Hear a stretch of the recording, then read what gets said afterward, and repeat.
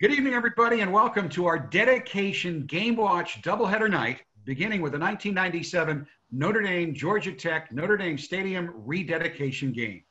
We have two very notable guests tonight. First, Father Bill Beauchamp, who was the executive vice president at Notre Dame and also the chair of the faculty board on athletics back in 1997.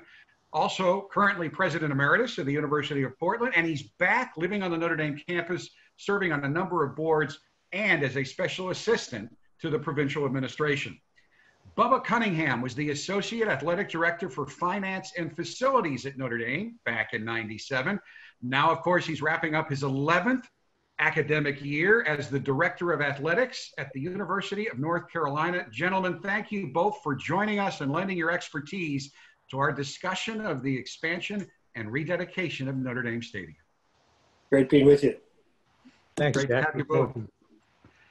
This was a big deal. Even as I look back, and I went downstairs today, I guess I'm a pack rat, but I have the official program from the dedication.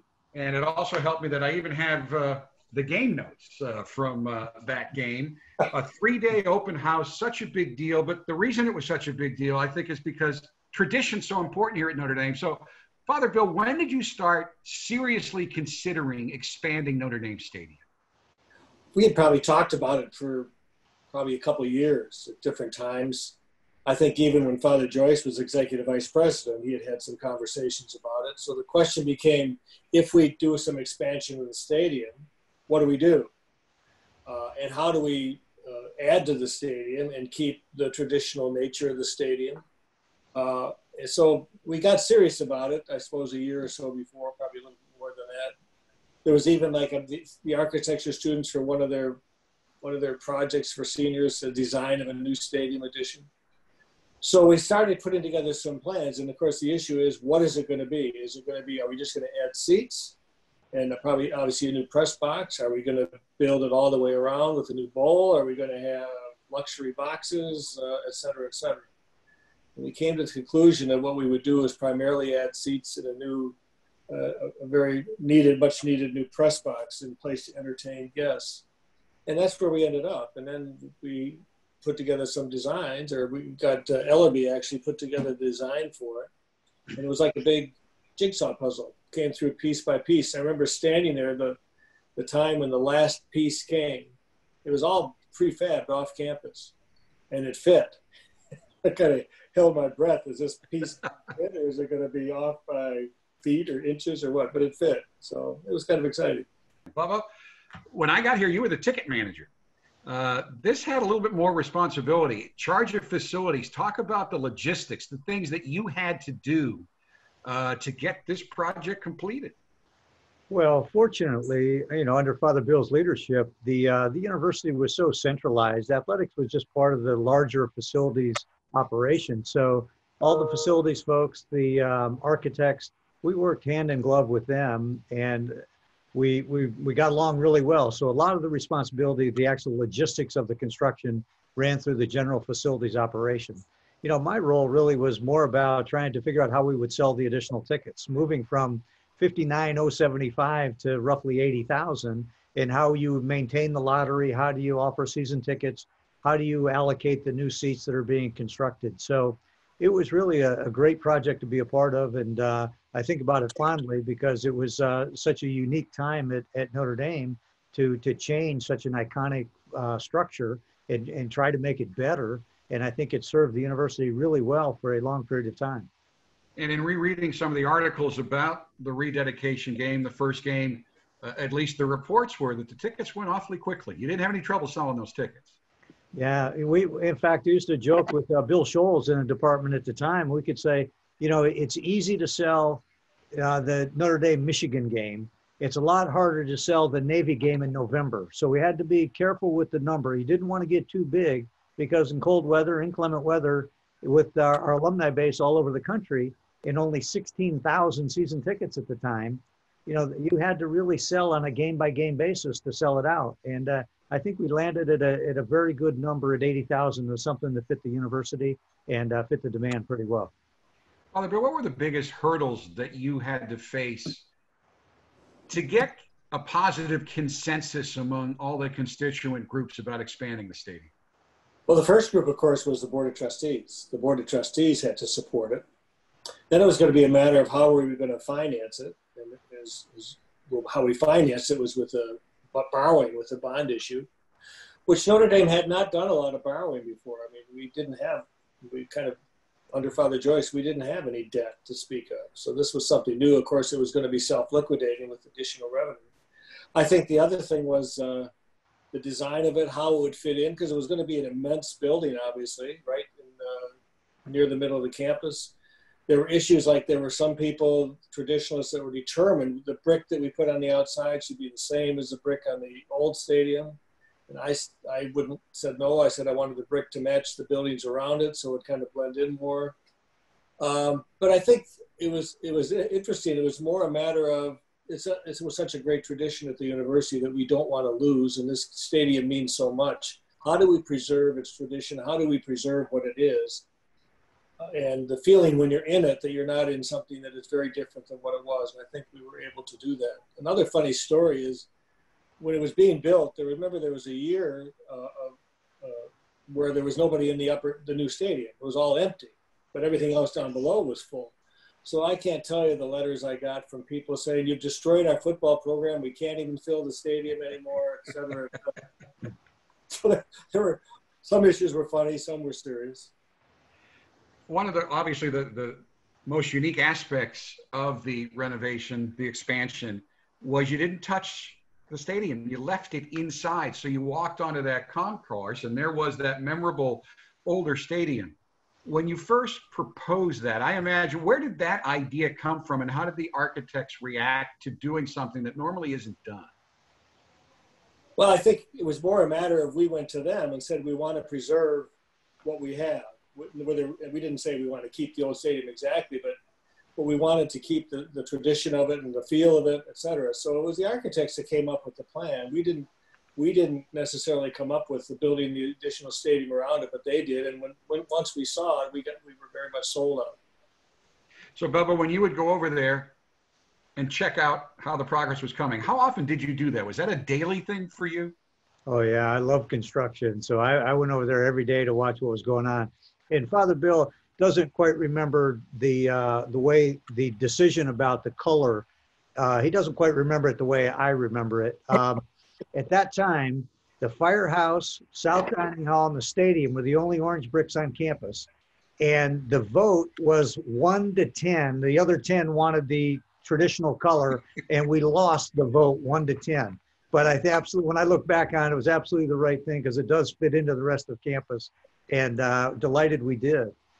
For a simpler time when you could get easy direction and consensus whether you got it or not.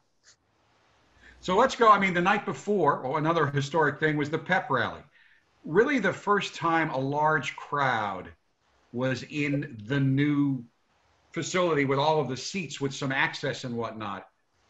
What were your feelings both that night and then the next morning before the first game went? What was your reaction to that pep rally? I can remember it. We televised it live.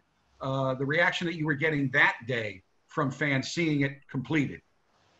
I'll have to leave that up to Bubba because I didn't go to pep rallies because I made the mistake of going to one for a game we were supposed to win easily and we lost it. And I never went to another pep rally. Now that's true. That's a diehard Notre Dame fan. That's a diehard right there. So Bubba, what did you think? I didn't know you weren't there.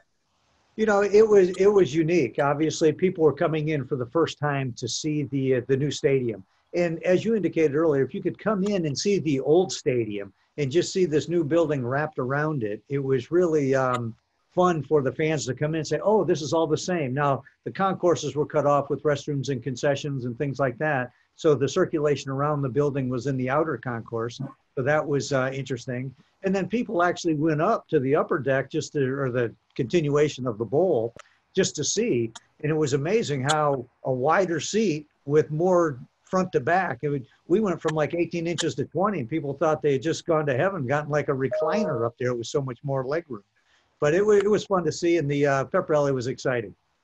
There is still an iconic photo posted on the UND.com website as part of our celebration of the 125th year of Notre Dame football. And it's of Father Malloy, Mike Wadsworth, Chuck Lennon, and the two of you with the big scissors after the ribbon was cut.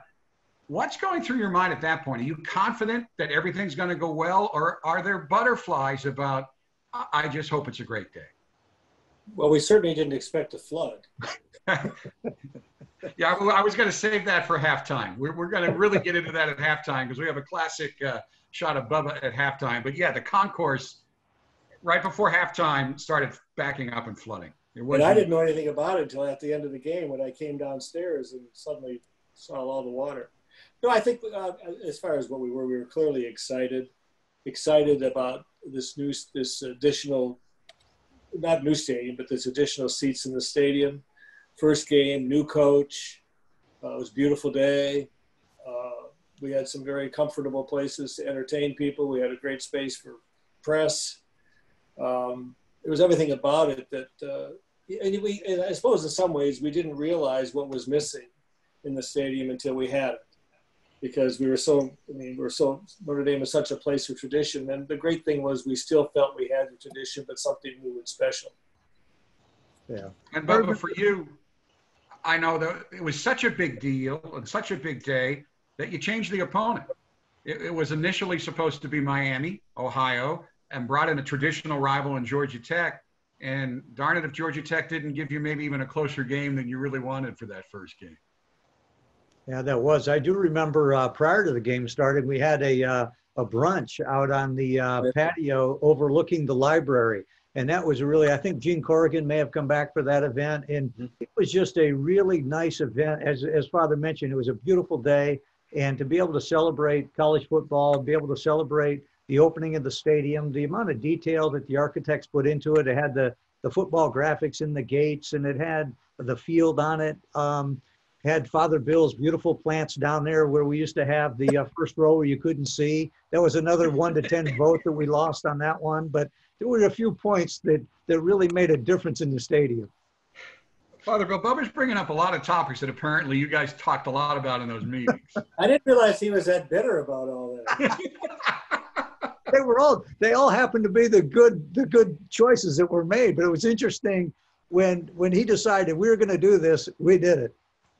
And you also got great response. Yeah. The thing is that there were a lot of things, little details. I mean, like, for example, the lettering on the stadium, whether they would be gold embossed inside and things like that. Originally, the stadium was not supposed to have lights. We didn't plan to put lights in it. And NBC said they would pay for them if we put lights. And it wasn't because for night games, because under the NBC contract, we didn't have night games. But they said when it's an afternoon game, especially late in the season, as it gets later in the day, they needed the lights. So, and we put the lights in, and we were pleased with the way they turned out because they really kind of you didn't even notice them hardly the way they were included in the stadium itself.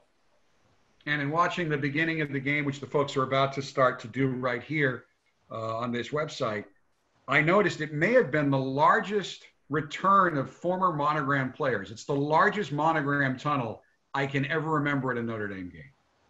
Probably right. Yeah. Bubba, how hard was that to get all those folks to come back? Oh, how hard is it to get any alumni to come back to Notre Dame? Right? It's that old joke about how many alums does it take to change a light bulb? 10. 1 to change the bulb and 9 to talk about the tradition of how they do it. So all you have to say is we have an event, people show up. So it was wonderful to have them all back. And that's one of the special things about Notre Dame. The tradition's there, and people really respect them and really want to be a part of it. Okay, this decision was made when Lou Holtz was really rolling. Nobody ever anticipated that not only would you be rededicating the stadium, but it would be the first game for a new coach. So that certainly added a whole different flavor to the game that I don't think anybody anticipated. What did it add to that day in terms of the things that you had to think about and deal with? Father Bill? Well, first of all, you're absolutely right. It was not anticipated. Lou Holtz made the decision a little bit after the middle of the season before that this was his last season. And I said, we don't even want to talk about it for a while. But he eventually, a couple weeks later, said, no, I'm serious. This is it. So we had not anticipated. And in some ways, as you said, Lou was on a roll. This was going to be a continuation. So I suppose bringing in a new coach added, I don't know if you want to say added to the excitement, but added to the aura of something else completely new. A new coach, new stadium, new season. So it added something, but I suppose unanticipated. It wasn't like celebratory that we were going to have a new coach. It was, we had to have the new coach, and we did. I mean, from my perspective, it added some stress for me. I mean, certainly you're changing the stadium, and now you're having someone in position that's always difficult. They always say you don't want to follow a legend. Coach Davey had to follow a legend, Right. And now he was taking on a traditional, we'd now call it a Power 5 school. Bubba, what do you remember from that and that atmosphere and what it added to the situation? It certainly added to the day because, as all the things that Father Bill mentioned, the new coach, new building. But the one thing that he came from within, he was our defensive coordinator, so he was promoted. So it wasn't an entirely new staff. It wasn't an entirely new way of doing things, but it certainly marked a new era in Notre Dame football. All right, folks, the Irish got off to a really good start in this one, so let's head out to the NBC announce crew of Charlie Jones, Bob Trumpy, and John Dockery for the first half of the 1997 football season opener and the rededication game of Notre Dame Stadium between the Fighting Irish and the Ramblin' Wreck of Georgia Tech.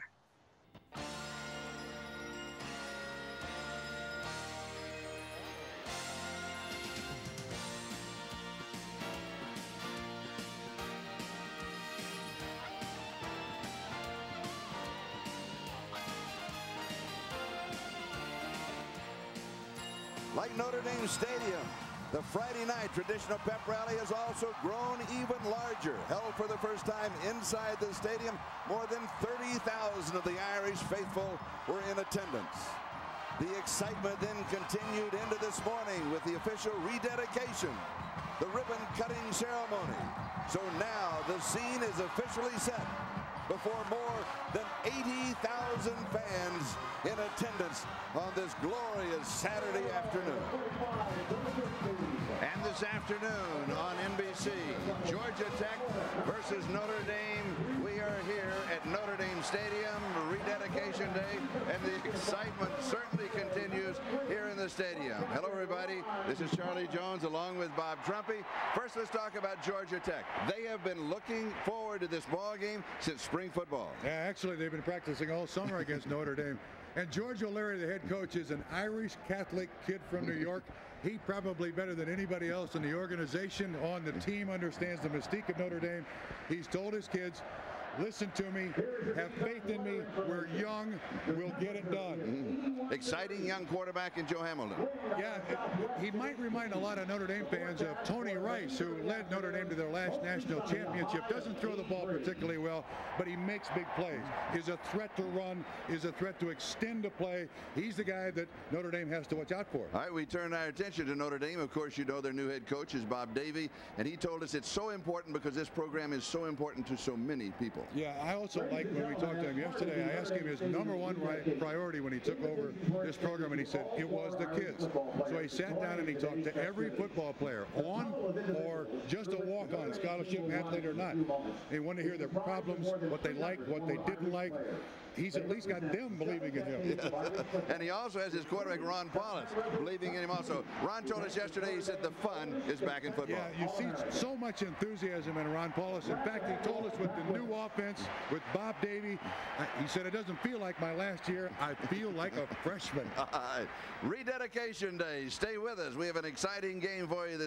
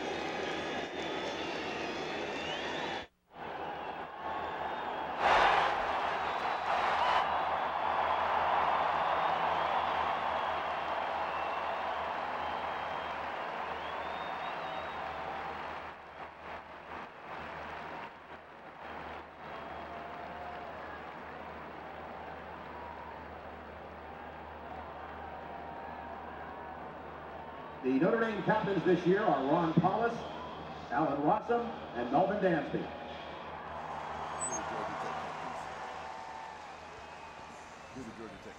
They won't be, you won't see them. The coin flip is before we come on here. Don't worry about it. Oh, okay.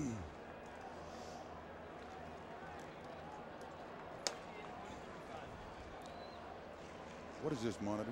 What's in there?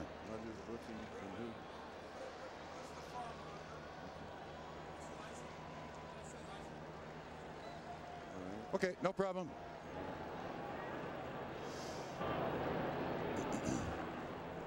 Charlie, did you hear him? Okay.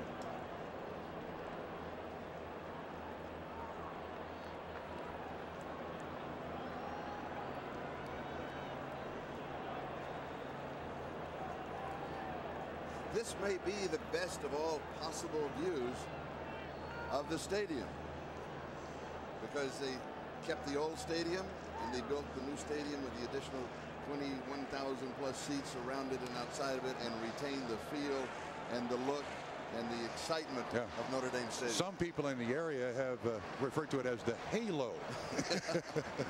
And Georgia Tech will take the field first. And that is an interesting note, because as the visitors, they have their choice. Yes. But Coach George Larry said, we want to do what's going to be right for the game. I don't think he cares if he comes out first or last. Well, no, I think this is a good choice, because he can get his players out on the sideline where there is some comfort. They're there together, and they don't have to worry about the Irish coming out behind them. And the Ramblin' Wreck of Georgia Tech taking the field as we get set to open this collegiate football season here at Notre Dame. Notre Dame is still in the locker room. They have yet to reach the tunnel. Georgia Tech 5-6 last year. They started the season 5-2 and they lost 4 straight again. You'll hear this throughout the day. This is a very, very young football team, but George O'Leary believes that he can rebuild the confidence this team had in itself when Bobby Ross was the head coach, and he was the defensive coordinator on that national championship staff. Both of the last 2 years have gotten up to a very strong start of the season. Very strong start. And Notre Dame now breaking out of the locker room. And now down the step, reaching up and touching the sign. Now through the tunnel, and Ron Paulus said the first time that he down the steps and out the tunnel, he would always remember, but he would really remember today, because he's going to be greeted now by 80,000 plus fans, plus almost 300 former Notre Dame football players who are forming the extended tunnel to the Notre Dame bench. I'm not sure how smart that is with those old players getting in the way of these young kids. Some of them are 6'8", 300. They don't want any broken hips or legs. And there is Coach Bob Davie, and here are the Fighting Irish of Notre Dame. Here come the Irish.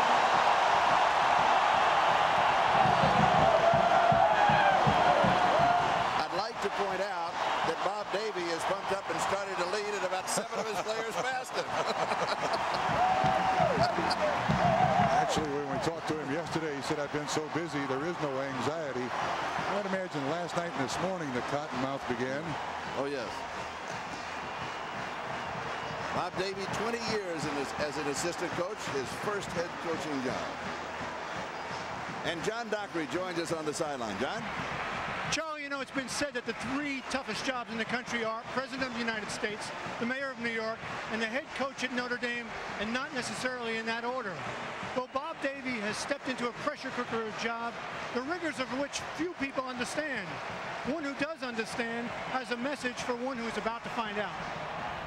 I just want to take this opportunity to wish Bob Davies, his assistants, the University of Notre Dame football team, the alumni, the administration, all the very best in 1997. I hope you win the national championship. I hope you have a fantastic year.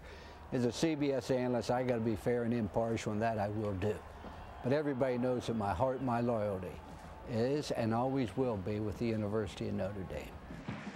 And Charlie, Lou Holtz will be at his home watching on television from Orlando, Florida. Back up to you guys.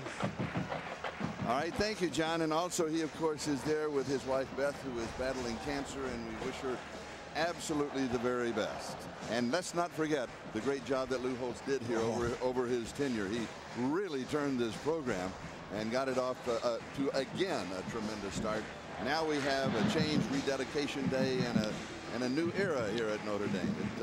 It lends itself for great excitement. It's going to be a little bit what you mentioned earlier about the former football players at Notre Dame. The start's going to be delayed because it takes a little bit of time to get off the field. Yeah, there are some crutches. There's some canes. I mean, you know, some of those guys went on to play in the NFL. Some of them.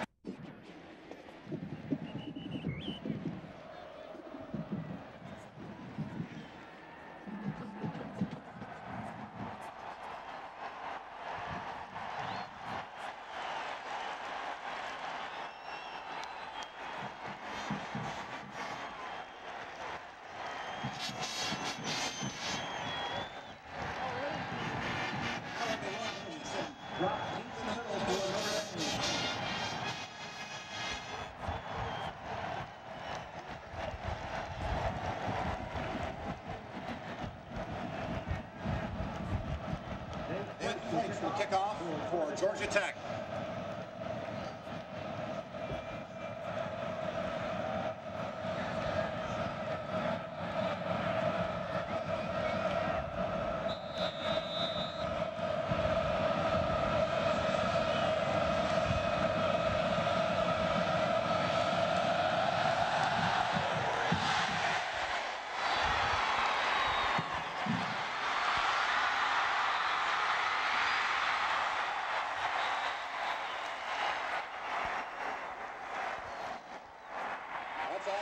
On the return, took the ball on the 2-yard line.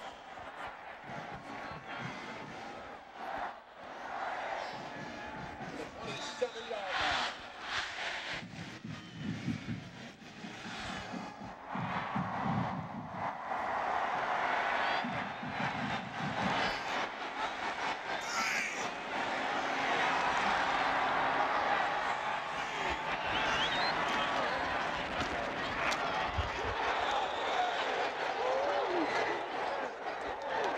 Autry Denson on the carry. Of Georgia Tech, and that will be their linebackers this time, Devontae Cameron, and they go to the line of scrimmage. And Paulus in the shotgun. Second down from the shotgun, and is on target far side. It'll be a gain of about 8 yards on the play.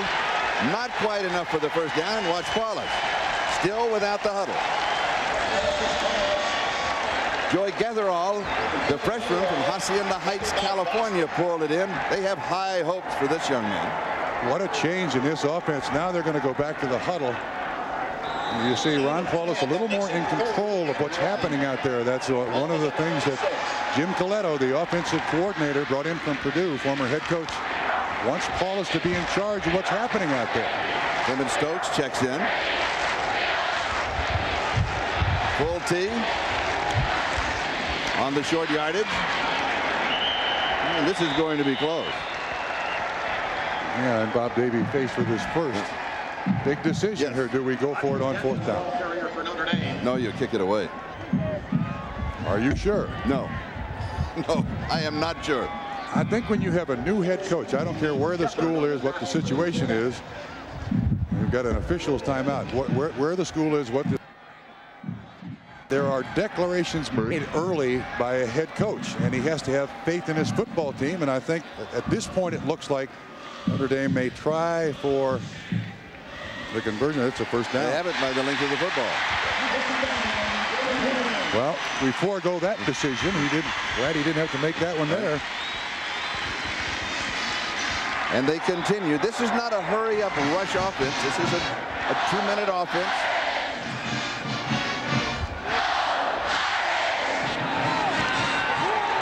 Incomplete, far side. Malcolm Johnson, the intended receiver. Jerry Caldwell had the defensive coverage for Georgia Tech. Just a simple out. We catch Georgia Tech just here in zone coverage. An excellent job by Caldwell of recovering to the point of where the ball gets there, and he knocks it away. So second and long. From the shotgun, inside handoff. Not that much, maybe just a yard. Joey Goodspeed. Keith Brooking with the tackle. Joey Goodspeed making his first start. Bob Davie's not afraid of young guys now. Here's long yardage. It's third down, and they're staying in the shotgun and in the 3 wide receiver set.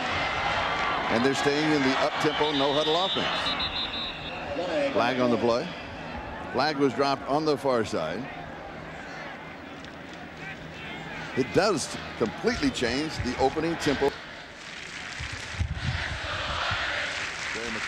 Prior to the snap, false start on the offense. 5 yards, still third down. All right, let's go down to John Dockery. John? Charlie, it was interesting to watch the reaction along the sideline of George O'Leary and the defensive line coach, assistant head coach Larry New. Neither one of them was very rattled, nor was the Georgia Tech team, by the 2-minute offense, 3 wide receivers in the sets that Notre Dame came out. They kept their cool. They're in their base defense. Seems like no problem for Georgia Tech. Wallace now back to throw. Into his strength, rolling and throwing on the run. It's out of receiver was out of bounds. Incomplete. Joy Gatherall, the freshman. Jason Bostic had the coverage on. Let's see, they made 1 first down. Turned the ball over on 4 downs and out. But is that a radical difference in what people are used to seeing Notre Dame do? Oh, yes. So the impression has been there's an imprint. We are going to go at this full blast, says Bob Davie on offense. Harvey Middleton is the return man for Georgia. Harvey Middleton is deep. Smith will kick it away.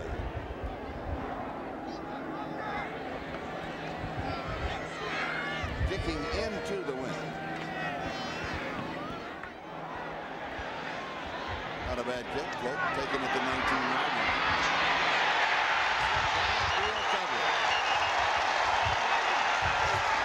Lamont Bryant, the linebacker, makes a tackle on the special team. 47 yards on the kick. A 5-yard return. No score. When we come back, Tech will have the ball.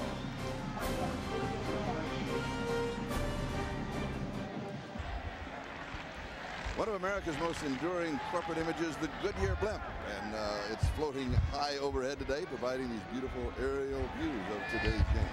Isn't it a gorgeous day? Absolutely. Ooh, beautiful. All right, Georgia Tech on offense for the first time. They'll start from their own 24-yard line with Joe Hamilton as the quarterback. And they start on the ground. This is Charlie Rogers. Rogers tries the right side. He's going to pick up 4 or 5 yards. Let's take a look now at that Georgia Tech offense. This is that offensive line. Bobby Howard was also another play for Notre Dame. It is untested, if that's the right word. Young. Young. That's a better word. The total offense in reality is young, led by the young quarterback. Couple ball players. Give a little more than 4 in the last play.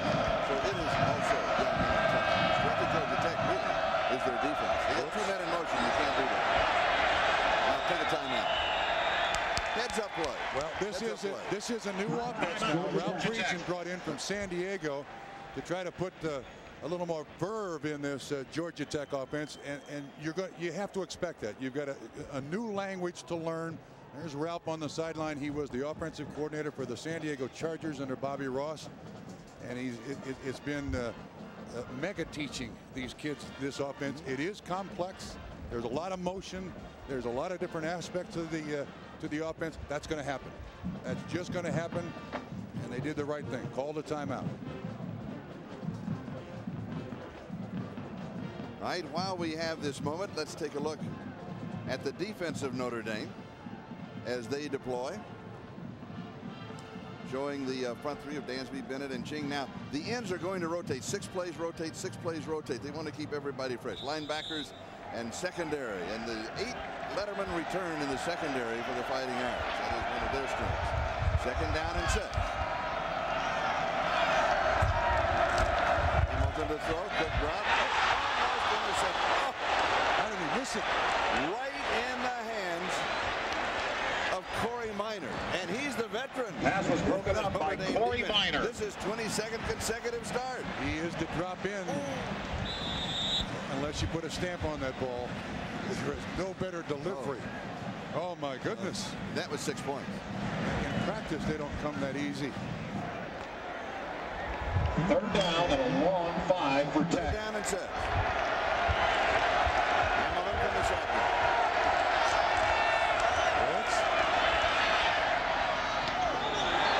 Incomplete. This is incomplete. Hit the ground. Goes to Derek Steele, who missed the entire '96 season with an injury. Pass was intended for Derek. And so the Notre Dame defense holds, and Georgia Tech will kick it away.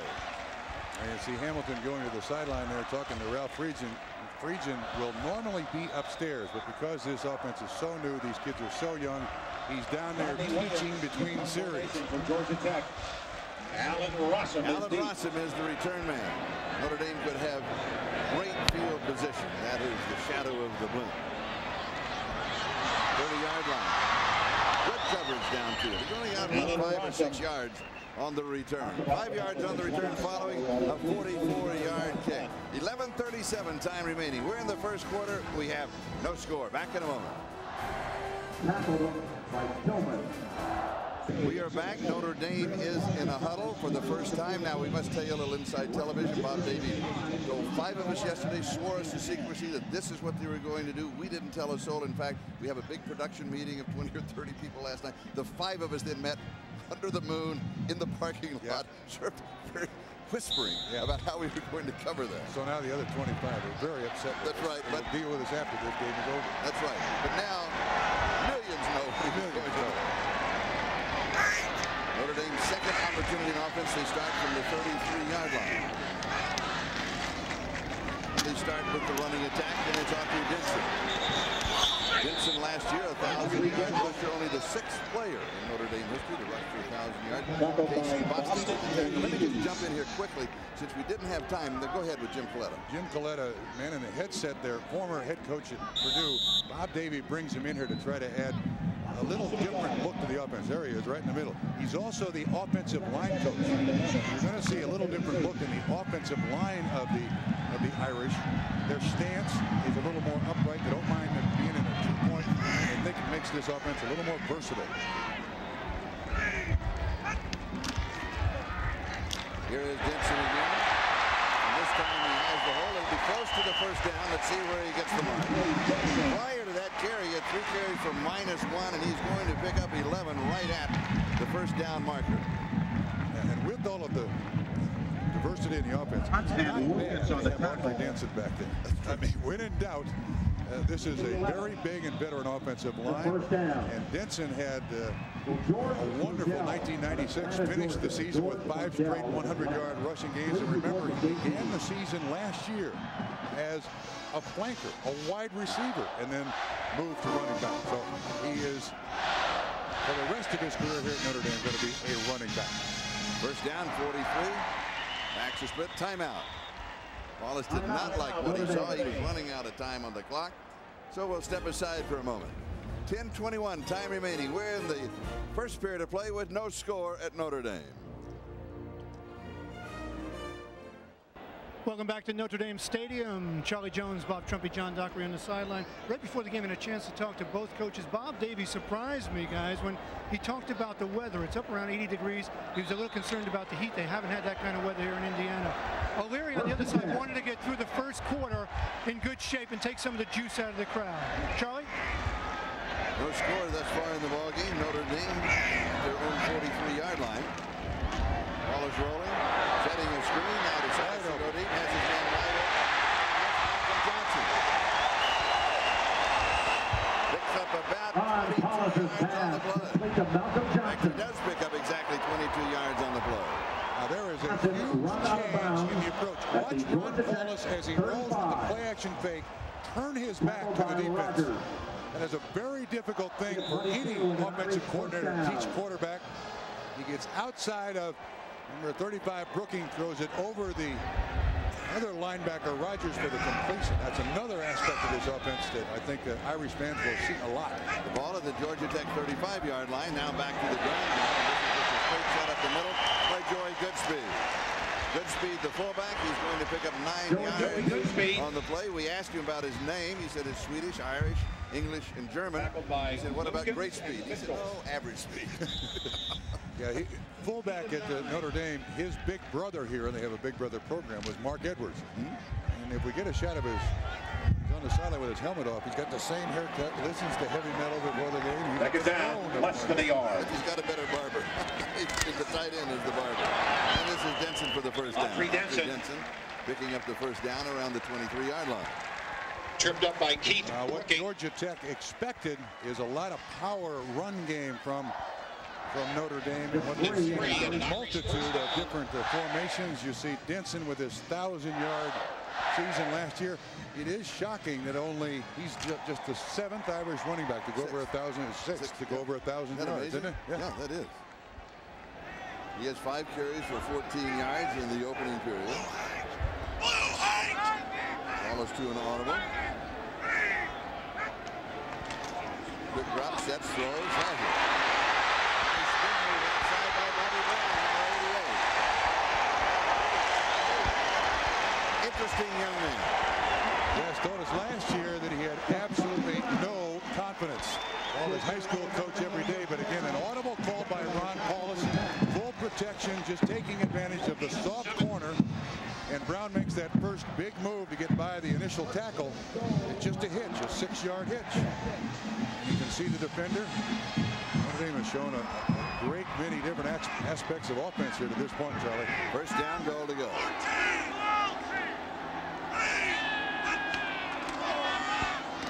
Joey Goodspeed, just a straight shot inside the 5 to about the 3-yard line. Jesse Tarplin makes the tackle.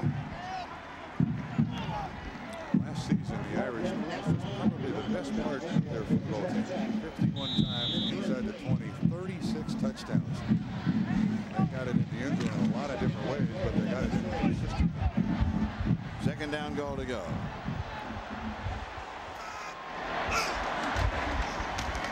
Denson set up inside and strolls in for the score. Autry Denson, the junior from Lauderhill, Florida.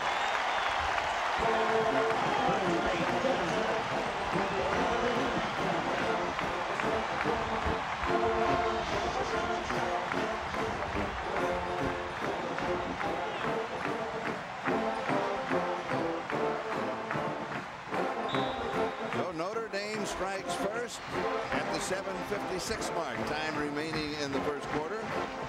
Drive that started at the 33-yard line. One of the things Notre Dame has kept is that full house backfield. That's worked so well for so many years. Let's not mess with something if it works that well. Denson with the extra point, and it is good. And Notre Dame goes up on Georgia Tech by a score of 7-0. We will step aside as Autry Denson high steps into the end zone here at Notre Dame.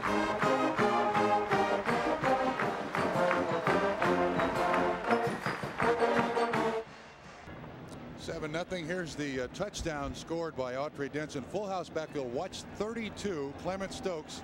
He just gets a little nick on Traveris Tillman. Tillman expects the inside. Denson's speed gets him outside. And again, the point of attack. Watch 26. It's a perfect timing block. Not a great block, but just getting his way. That allows Denson to build up speed and waltz into the end zone. The scoring drive, 67 yards in 8 plays. It took 3 minutes and 41 seconds. The deep backs on the return are Charlie Rogers, number 3, and Philip Rogers, number 37. Jim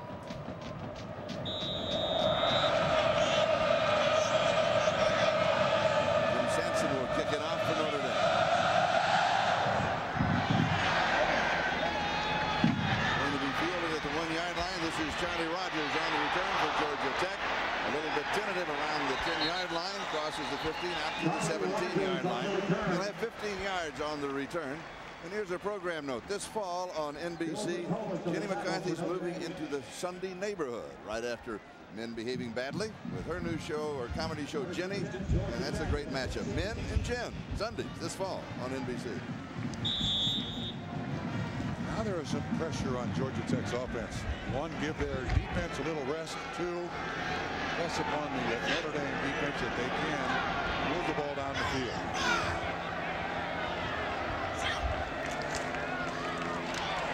And there's nothing there on the ground for Charles Wiley. Stopped by Melvin Dansby.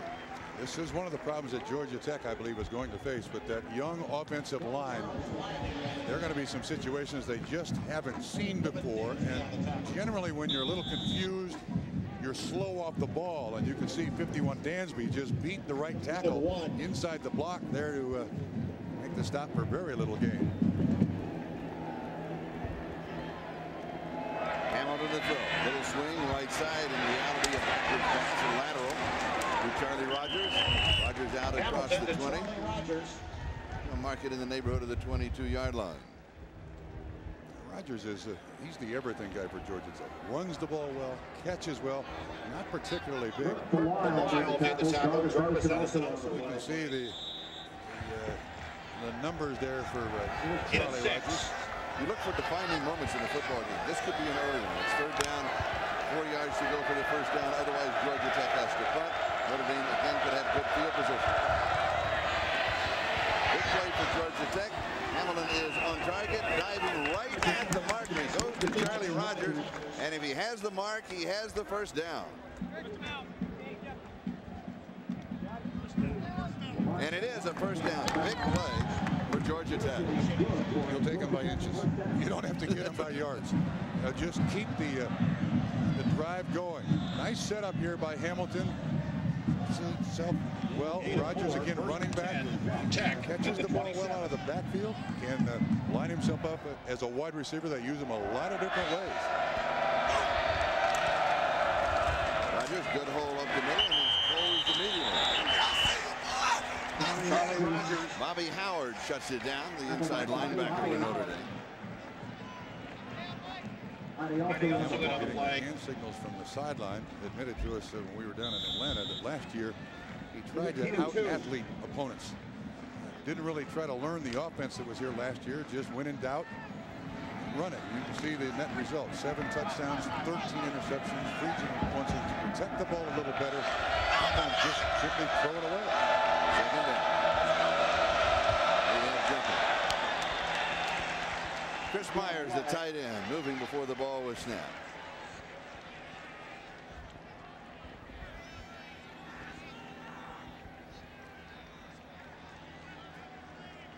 And there is Chris Myers, redshirt junior from Panama City, Florida. Again, so far this comment for Georgia Tech. Not lost their composure. Notre Dame comes out in a spread formation, 3 wides, and at the line of scrimmage offense. Defense didn't panic. Offense not getting big chunks, but keeping their mind to the task here. Kept their composure.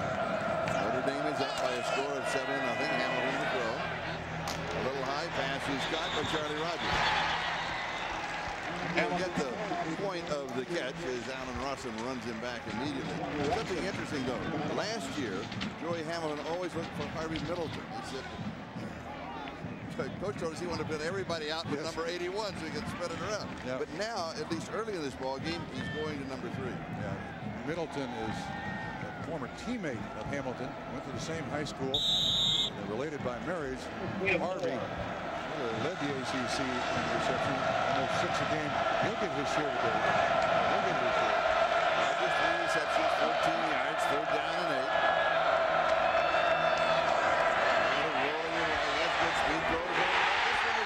Alan Rossum picks it up.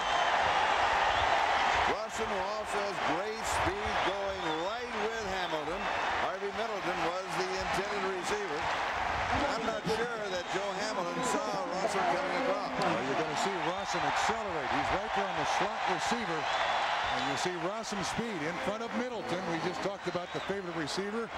And Notre Dame's choice is to put their best defensive back, their most experienced defensive back, on Georgia Tech's best receiver. The ball should not have been thrown. That's a poor choice by Hamilton. There was great coverage by Rossum. And the Irish with excellent field position. And again, the Irish huddling on the sideline, coming out with their first play.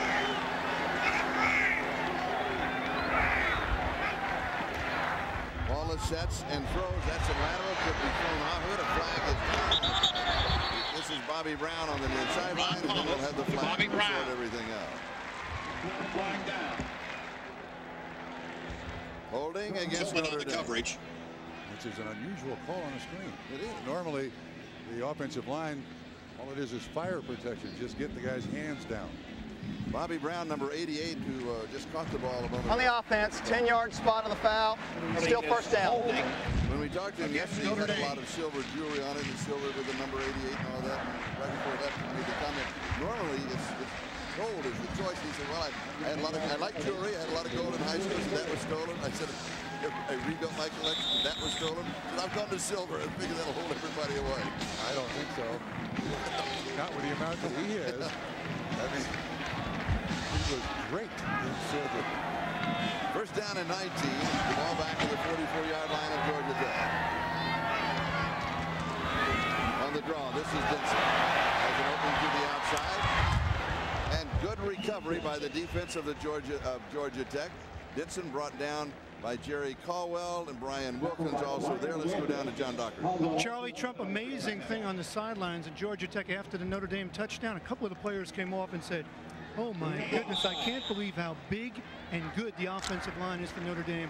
They also talked about having problems with the two tight ends and not being able to get off the block and get to the outside to make a tackle. So two tight ends has been a problem for the Georgia Tech defense. And we have movement by Mike Dowdy, the senior from Lakeville, Minnesota. Snap. False start on the offense. 5 yards. Still second down. There's certainly no question about the size of this Notre Dame offensive line. They average 6'7" or better and all close to 300 pounds, except for the center. You can see just how big these guys are, and they are all experienced. There's Kaczynski. Kind of the run. 6'4", 265, but 6'7", all over 300 pounds, guards and tackles. Second down and 18. Tech showing flex here.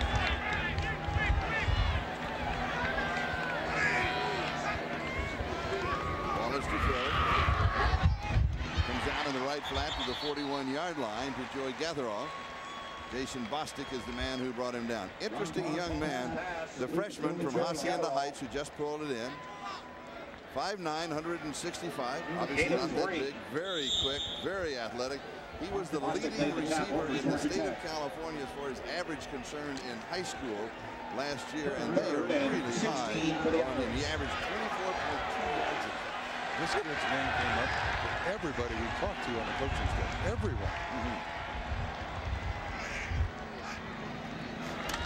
Wallace from the shotgun.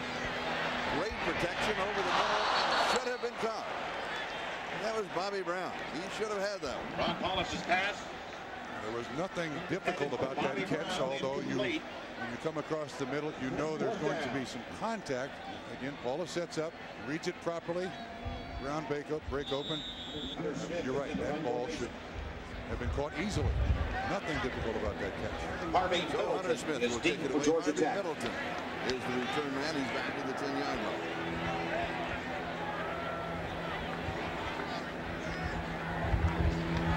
Into the wind. This is another little pooch catch. He gets straight up and straight down. He wanted to go a little bit further. He's going to take a Georgia Tech roll. My goodness, that's going to be a kick of about 6 or 7 yards. Ooh, that will destroy your average. Log on to NBCSports.com all season long for complete Notre Dame football coverage. This week we spotlight new Irish head coach Bob Davie and talk about his rise through the collegiate football coaching ranks, his thoughts on taking over as the head coach, and the way that he has been received by Notre Dame alumni and fans. You can chat with him every Wednesday. NBCSports.com. Here comes Georgia Tech. 8 yards of vision. And Georgia Tech trying to get something going offensively with Joey Hamilton. That was the option. Hamilton on the keeper. He was tackled by Benny Gilbo. An hour from where Hamilton grew up. 6 to the 40. He paid a lot of attention to Notre Dame because of Tony Rice. Thought he could come here and do the same thing, but that was an option. He's an excellent runner. Can throw well on the run. There's a lot of things that Georgia Tech wants to do with him. Joe Hamilton is from Alvin, South Carolina. We asked him how big it was. He said, well, I'll tell you. No stop signs, no stop. This pass is complete. Matt Guba, the number 3 tight end. Benny Gilbo and Alan Rossum with the tackle. Well, we mentioned Tony Rice, Notre Dame's last national championship, basically handled by Tony Rice, and you can see how many different things he did in Lou Holtz's option offense. That produced an awful lot of wins for Notre Dame. Joey Hamilton, that's his hero. Georgia Tech with the first down at their own 47-yard line. They changed the script to the offense by moving the tight end over. And here's the option, and the coach for the option to Charlie Rogers. Jarvis Edison takes him out. He's going to pick up about 3 yards on the play, but you have the feeling now that Georgia Tech is beginning to settle in. They trail by a score of 7-0, and their offense is beginning to pick things up. Their defense has played pretty well. They made 2 key mistakes, and that has hurt them. Yeah, and I think, again, you're looking at Ralph Friedgen, the offensive coordinator. He's trying to experiment here with this young offense. See how they do in different situations. Now giving Notre Dame a complete different look with that option. Second down. Straight handoff. Straight shot up the middle to Rodgers. Nice move in the open field. You'll finally be wrestled down at the 35-yard line. He picks up a first down. A gain of 16 yards on the play before Allen Rawson will bring him down along with Lamont Ryan. First down. I don't think there's anybody else that they can throw to or give it to. Charlie Rodgers is certainly getting his share. Good lead block by Wiley, 36, but a great break by Rodgers. Going to hit behind the fullback. Got into the secondary. Not a very big kid, so he can hide behind those blockers and gain extra yards. 4 carries, 26 yards for Rodgers thus far in the ballgame. Again, Marshall. Charlie Rodgers.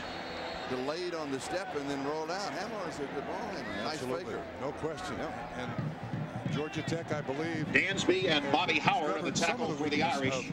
Notre Dame's defense. 8-6. That is just 2 returning starters up front. They had guys who have played a lot, but not on a consistent basis. And so Georgia Tech and Ralph Friedgen trying to experiment in the middle of this defensive line. See if they can find some pieces in the arm. Second down in front. Rodgers again. Again, that straight shot. They have something going right in the middle of their offense, in the middle of the Notre Dame defense. Nothing fancy here either with that last tackle. There's no gadget plays or anything like that. This is just shoulder to shoulder, try to shove that defensive line back a little bit. The Georgia Tech offensive line is doing that. Georgia Tech first down at the 24. This is Southern football. Yes, this is Southern football. I mentioned to George O'Leary last year, Georgia Tech, one game they ran it 64 times. 3 times they ran over 50 attempts. They had 5 games that were over 40. They don't need a football. They can play with a rock, a heavy rock.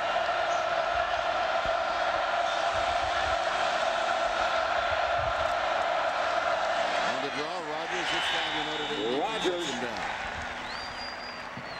You can only go to that well so many times. They try it as we run out of time in the first quarter.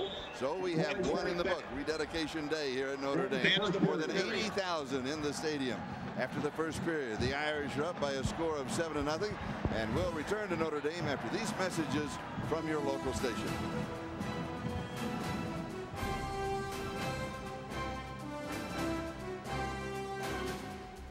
Everybody moved but the center and the ball. How does that happen? A new audible system, a new hot signal. Prior to the snap, illegal snap. On the offense, 5 yards, still second down. Some plays are set up where if it's an automatic, that is, you change the play, it also has an automatic snap count. And look, there's a lot of thinking going on out there for these young kids. And you can see the ball stays on the ground. Oh, he falls. Wait a minute.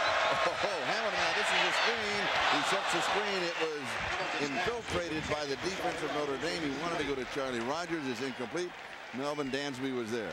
Yeah, Craig Page on that last play, false snap to realize, oh, it's on 2, not 1. Yeah, I'll bring it back. You can't put it back. You can't put it back. It's like, maybe they didn't see. Yeah, right. Third down. Third down and 14. The ball at the 28-yard line of Notre Dame. Middleton. This is the drive. Middleton has not got a pass yet. He is the best and most consistent receiver. Here comes the outside blitz, and he gets it away right on target. And he goes to Harvey Middleton. Well called.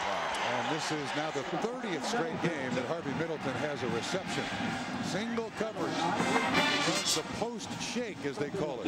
Well, this is a nice pro move. He gets the cornerback of Notre Dame, Ivory Covington, just looking inside, thinking inside, then breaks away. Hamilton makes the nice completion. His first catch at 97. He was the ACC's leading receiver last year. And he's the first Tech wide receiver to be first team All-ACC. In at 20 yards. Converting in third down and long. Here's Rodgers to the outside. side. He'll get to about the 6-yard line. He started inside, veered a little to the outside, and then was completely shut down by Lamont Bryant and Melvin Dansby. That was a nice little short trap. Watch the right tackle, Brett Key. Excellent job down on the defensive line of scrimmage. Wiley 36 does a good job of pushing at 7. Not a lot of yards, but you're not looking for a lot of yards there. Just some penetration of the defense. So reaching in his young kids getting it done here. Second down and goal to go. Georgia Tech driving for the tie.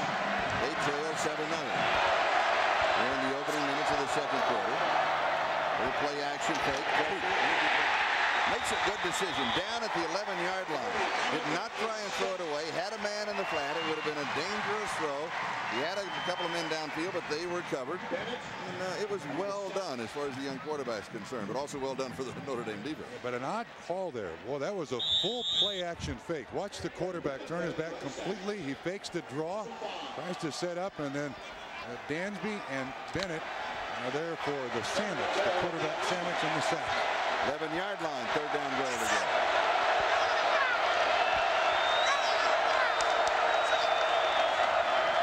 Play action fake, rolling right. He can run. As the corner, can he make it all the way in? Spins, dives, touchdown. Well done, Joe Hamilton. Joey Hamilton. He's an elusive runner, isn't he? Georgia Tech touchdown. 11 yards on the touchdown run.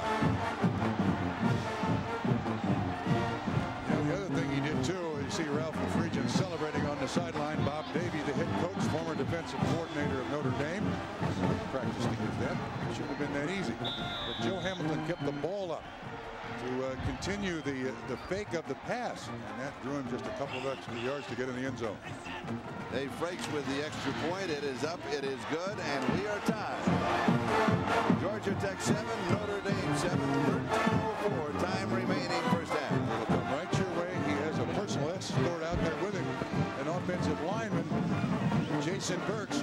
Once he tucks that thing away, you can see that he knows how to run the football. Welcome back to Notre Dame Stadium, rededication day. As you can see, the stadium much larger, more than 80,000 on hand here today. Ball game tied at 7. Ron Paulus 4 of 7 for 51 yards. You can tell the difference in this offense. He's running out, throwing on the run. He likes it. He's having fun. He told us, fun's back in football. More audible. Yes. More latitude. Quarterback soon confirmed. Autry Denson is the return man. Dave Frakes will kick it off. Georgia Tech just putting together a 66-yard touchdown return. Good kick right down the middle to cut off any kind of a return. But he's giving up good field position. That means that Notre Dame is going to start around their own 34-yard line. 14 yards on the return. Tony Driver for Notre Dame had the ball, and again Notre Dame huddling on the sideline. Now do they go out to the play, or do they go out to a huddle? They're going to go to a huddle. And again, they do have. Well, there's one missing. I'm looking to see if they have the 3 wides, but I see the tight end in there, so it's back to the basic offensive look that we find most college football teams in. Well, they start now at their own 33-yard line. Tie ball game at 7.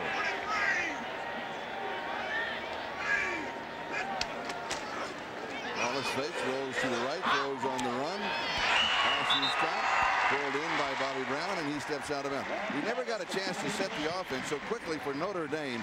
Clevenger, Wisnik, Kaczynski, Rosenthal, and Dowdy, that offensive line with Malcolm Johnson, Bobby Brown, the wide receivers, Dan O'Leary, the tight end, Autry Denson, to a good speed in the backfield, and Ron Paulus as the quarterback. I'll give you a quick one down on the base defense for Georgia Tech in a moment. Second reception in the ball game for Bobby Brown. 41-yard line.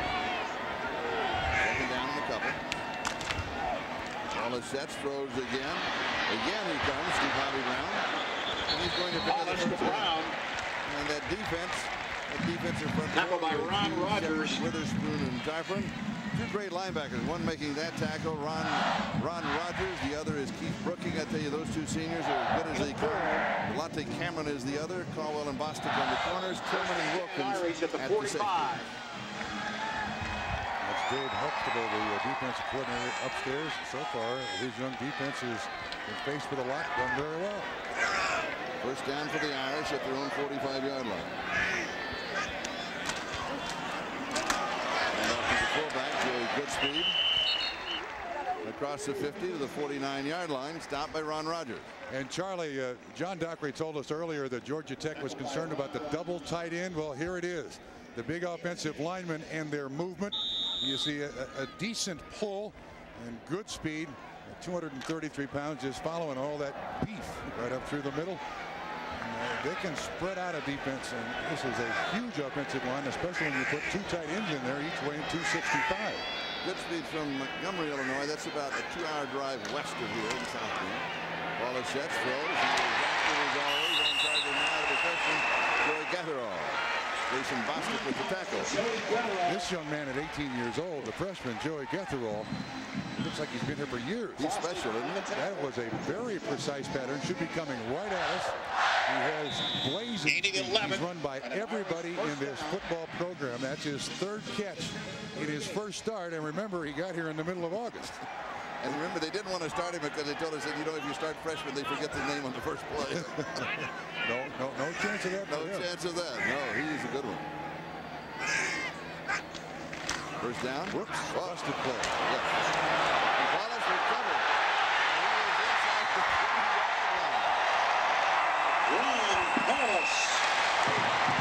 20 yards on the busted play by Ron Wallace. Yeah, I thought Ron Wallace wasn't going to have a real option.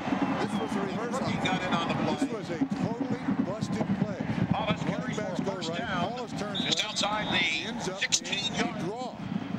And Wallace said, with great foot speed, but good determination, picks up the first down. Well, we'll put it in the playbook next week. Remember what Coletto, the offensive coordinator, told us? He said, I knew he was a good quarterback. I didn't know how good an athlete he was until I worked with him. And he just showed how good an athlete he is. He makes something happen. It's like the same way he did in senior and high school. Now he has touch to throw it away. Goes it right to the bank.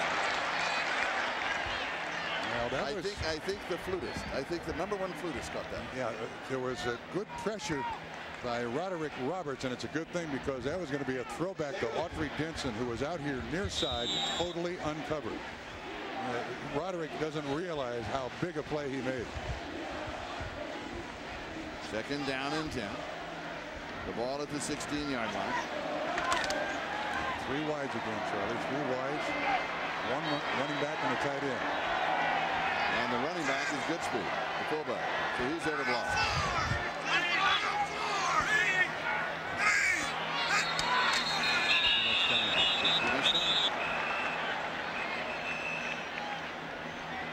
That was second down. Paul is quickly coming to the sideline following that delay of game. 5 yards, still second down. Paulus is going over to talk to Jim Coletto to make sure that they get the right play call here. And again, early part of the season, these are growing pains. There's no other way to look at this stuff. You're going to have to eat some plays. There's just no way around it because this is it's difficult for everybody to just pick up a brand new offense in one off season. Well, you may have to eat a timeout here because they're going to have to hurry to get this off. They're inside of 10 seconds on the play clock. And they do get it off in time. Good protection. Double cover. They're down at the 5-yard line. Bobby Brown, the intended receiver. Tavares Tillman and Keith Brooking had the coverage. And they'll draw the pass interference call. I don't think this is difficult. Brooking was the one complaining. He made the good play.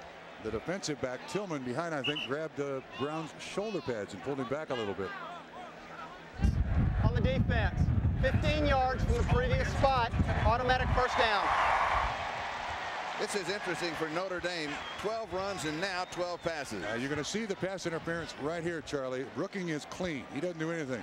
So watch what Tillman does. Right hand on the shirt, pulls him back. Caught by an ACC official. Excellent call. No argument whatsoever. 6-yard line, first down, goal to go.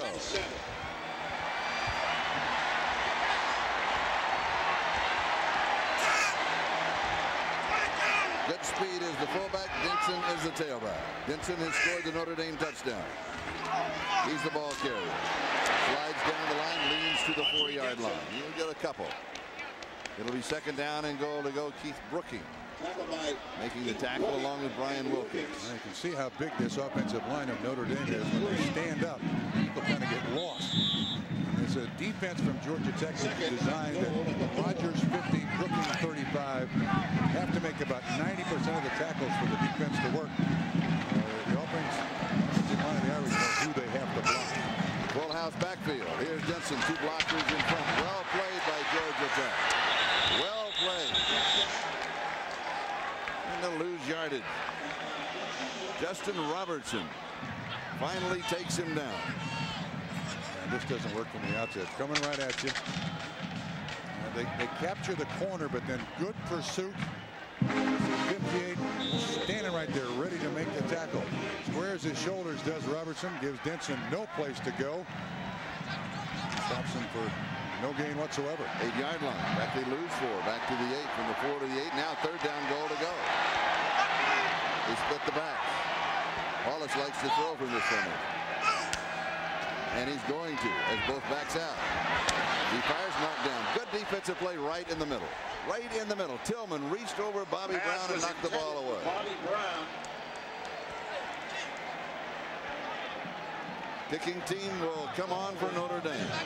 Right choice by Paulus. He's going to the inside receiver, but Tillman is right there to knock the ball away. I think if you're coaching Bobby Brown, you tell him to come back for the football, but he does want to stay in the end zone. So that's just 1 for the defense there.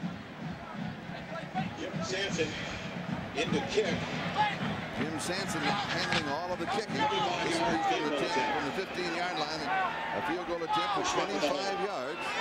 And as you know, if you followed Notre Dame in the past, this part of the game has been a bit dicey. And it continues to be dicey. That was a poor snap. It takes 3. Hunter Smith is the holder.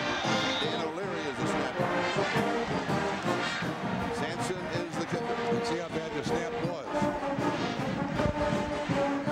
Actually, the snap is good. Hunter Smith, a superb athlete, just dropped the football, and that's why Sanson couldn't get the thing through the uprights. Tied at 7. As we come back at correction, the snapper, John Spickelmeyer, you're right, it was a good snap. It was a good snap. Hunter Smith, former quarterback, wide receiver, and everything, just fumbles it a little bit, tries to put it down, but anything that destroys the timing makes the other coach happy because the field goal is missed. And George O'Leary is now happy. Georgia Tech and Notre Dame remain tied at 7. And Tech has the ball now at the 20-yard line. We have 9 minutes and 48 seconds. That is the time remaining in the second quarter. Bob Davie, the new young head coach at Notre Dame.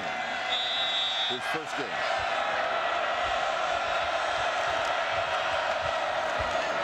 Hamilton spins, hands off to Charles Rogers, and Rogers is going to open this drive with 11 yards to the 31 as we go down to John Dockery. Charlie, you're talking about Jim Sanson, and you remember the story during the week that there was really a fight for that job between 3 players, and Sanson was told by Bob Davie after a great workout on Wednesday, it's your job.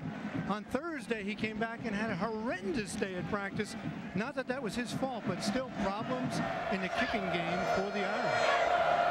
But no problems in the rushing game for Georgia Tech. Rogers now again with the ball. That will be carry.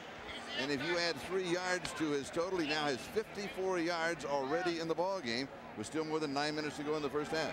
Amazing thing about Charlie Rogers, last year he had a 100-yard rushing game against Duke, had a 100-yard receiving game against Florida. So it's not uncommon for Georgia Tech to try to figure out as many ways as possible to get Charlie. A little less than 4. He's been healthy too. Charles Riley is the fullback on this split. Hamilton to throw. To Rogers, it is low and it is incomplete. Catchable, but a bad pass. Joe Hamilton's that pass so hard? Because the guy's running straight away from you. And frankly, if Hamilton hits him in stride, I'm not so sure that Charlie Rogers can't turn the ball up the field and go for a long way. Benny Gilbo, number 2 of Notre Dame, is late getting out here. Just didn't step. Let's see if he catches that cleanly. There's no one else out there but Benny Gilbo. 3rd down and 7. 3rd down conversion. Spiegel comes wide to this side.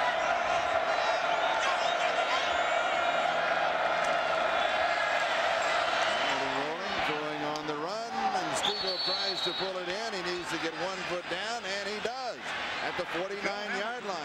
reception by Derek Stiegel, who missed all of last season. He had an ACC. And Alan Rossum was there. Joe Hamilton. ACL. He plays in the ACC. Yeah, he had an ACL surgery twice. 49, just So inside that the 1 49. foot down. I'm not sure he Georgia caught it Tech. cleanly, but he's given the catch. Has it there and down. On their own 49. He said he needs that first big hit or that first catch. The 15. He finally got it. 49-yard line, first down. Again converting on third down. Here's the option. The pitch to Rogers has the hole. Nice inside-out move. Good defensive play, and the secondary did not take the fake. And that was Ivory Covington. 17 yards on the play, but if he dusts Covington, he's into the end zone. Well, they certainly captured the corner of that defensive line. Again, you're looking at young guys up there for Notre Dame. This is beautifully executed by Hamilton. He draws 53 Lamont Warren. He just throws it in his tracks. Excuse me, Lamont Bryant. And then this is bordering on abuse, though, for Charlie Rogers. 11 carries, 72 yards already. It's abuse of the Notre Dame defense. Miscalculation. Here's the call. Ball start. Georgia Tech. 5-yard penalty. Coordinator for Georgia Tech. Running back comparison. Charlie Rogers and Autry Denson. 6'5" a rush, but Rogers has also caught 2 or 3 passes. He has been the offense along with Hamilton in the first half. Denson gets really good on track, although he does have the 1 touchdown. First down and 15. Here is the option and the keeper. And Hamilton will go to about the 32-yard line. Vinny Gilbo and Bobby Howard stop him at that point. Well, you know, I can hear Irish fans all over the country in front of television sets saying, I saw Bo Morgan do this last year for Air Force. Run this duck play by the quarterback, run the option. Air Force just dominated this defense. Gain of a little less than 7 yards.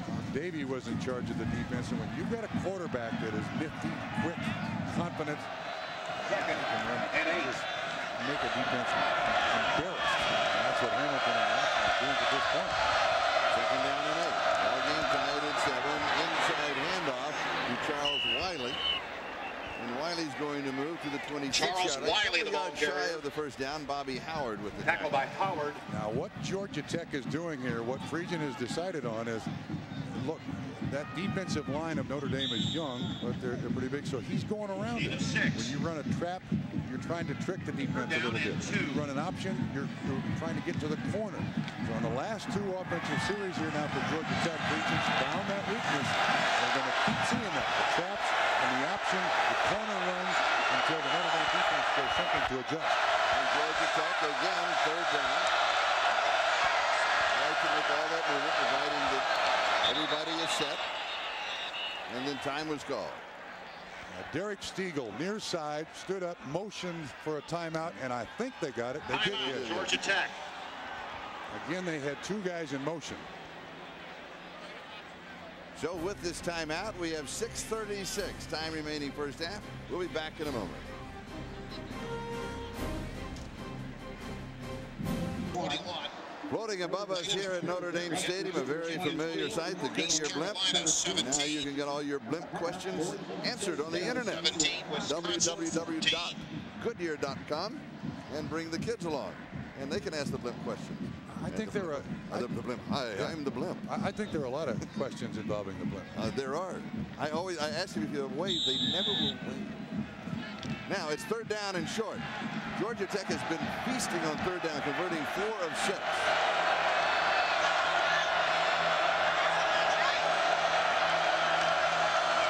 Here's Rogers. Charlie Rogers. Should have it. It's going to be close, but he should have it. The official is stepping inside the 24-yard line, which might just be Tackle by Jimmy Friday. Jimmy Friday and Lamont Bryant with the tackle. It is a first down. Reminder was also in on the last play. Now this is from behind the offense again. You see the right guard pull, gets up in the middle of everything. That's Brent King. Excellent job of folding down the interior of the Irish defensive line, and just a short trap produces the first down pickup. And did you notice who led the defense? Number 13. Friday the 13th. touchdown, 24-yard line. Little play action fake, roll, pressure, throws, right on target, a little bit low, good pass at the 16-yard line to the tight end, Chris Myers. Jarvis Edison with the tackle. Myers, the tight end from Panama City, Florida, is 6'7", 253 pounds. Nice tackle. And again, watch the play action fake by Hamilton. Does an excellent job of just hesitating for a second. That sells the run to the defense. Meyer releases out there in the middle of the defense. Jarvis Edison finally with the tackle, but this is the second straight terrific offensive drive by Georgia Tech. This drive started after a failed field goal at their own 20-yard line. And this time Rogers is stopped. Rogers. And that may be the first time in the ball game that the Notre Dame defense has stopped Charlie Rogers. This time it was Corey Bennett. Senior nose guard who brought him down. And again, the defensive ends for Notre Dame, Melvin Dansby, Brad Williams are alternating at one end, Jason Ching and Kurt Belisle are alternating at the other. 6-8 plays in and out. They want to keep everybody fair. Already 101 yards rushing for Georgia Tech and a 5.3-yard average. That was the second time in the ball game that Charlie Rogers was stopped for a loss. There's the pass in motion. There's the pitch to Rogers. He's going to go to the 15-yard line. Everybody, including us, centering on Charlie Rogers. Including the Notre Dame defense. Yeah, but the problem with the Georgia Tech last year, their best running back was Wiley got hurt in the third game of the season, so Rogers has been able to stay healthy. He's a true running back.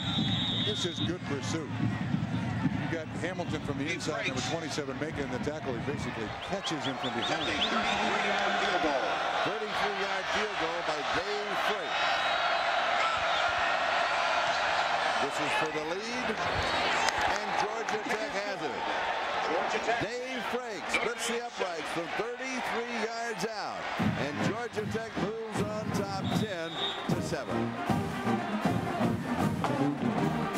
4 minutes and 14 seconds, time remaining in the first half.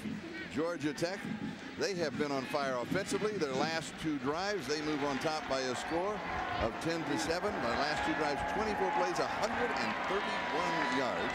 Here's a reminder at the end of today's game, we will be awarding the Chevy MVP players for both teams. Right now, early returns.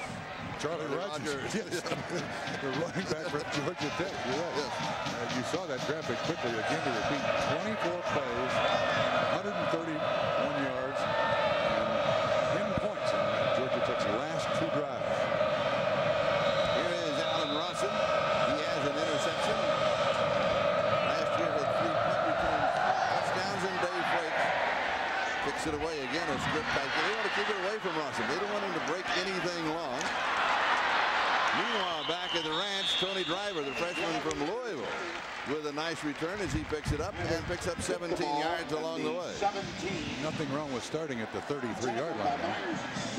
We'll see what Notre Dame does this time, what their alignment might be. I'm looking at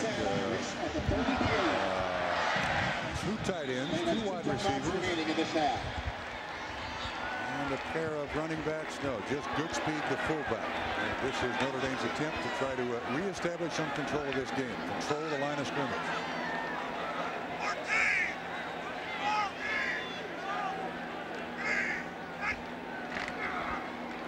Good speed. This is straight shot up the middle. Across the good speed. The 37-yard line. Justin Robertson was there for Georgia Tech. Charlie, to this point, the defensive line of Georgia Tech is doing an outstanding job. Their job is to stand right in front of these big offensive linemen from Notre Dame and hold their ground so the linebackers can pursue to make the tackles. And they've done an outstanding job at this point in football.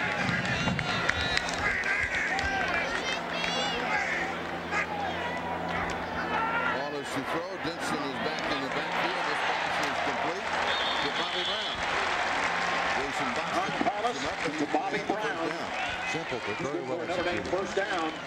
I think the most impressive part of that is that Paulus set up with good patience. All the 5-step drop. Sit there, look for the man, wait for the man to come open. Brown's fourth catch now for 37 yards. Goes down at the Notre Dame 46-yard line. Denson the tailback.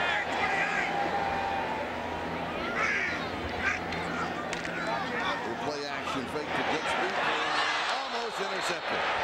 Way off target to Malcolm Johnson. Jerry Caldwell diving for it, couldn't put it in. Broken up by Jerry Caldwell. Well, it looked like there was one guy for him to go to. You're going to see the entire play action fake. Caldwell, excellent coverage down inside. It also looks like Malcolm Johnson faded the pattern, but Notre Dame lucky that was not picked off. Now, can that be a misread by, absolutely, by the receiver, sure, and the quarterback, both reading something different? Notre Dame does run option routes now with Coletta as the offensive coordinator.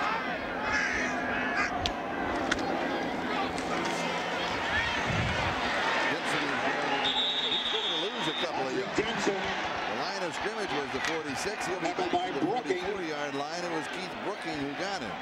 Tech's top defensive player last year with 336 career tackles coming into the ballgame. Yeah, he and Ron Rogers have started the last 22 games shoulder to shoulder, and the coaches are glad that Georgia Tech is playing Notre Dame because he has this tendency to fight with his own teammates. So at least get in a fight with somebody he doesn't know. He'll fight somebody else. Denson, 4 of his last 10 rushes have lost yardage. Now Paulus from the shotgun. This will be interesting. Where will they give him the catch? At the spot. Joey Getherall. Covered immediately by Jason Bostic. The point of the catch is the point of the gain, and it is a first down. Yeah, nice read for the freshman. He was past the line. And an Irish first down. Number 18, just 18 years old. Again, he's caught on so quickly. 4th catch of the day. He has become Ron Paulus's favorite target here early.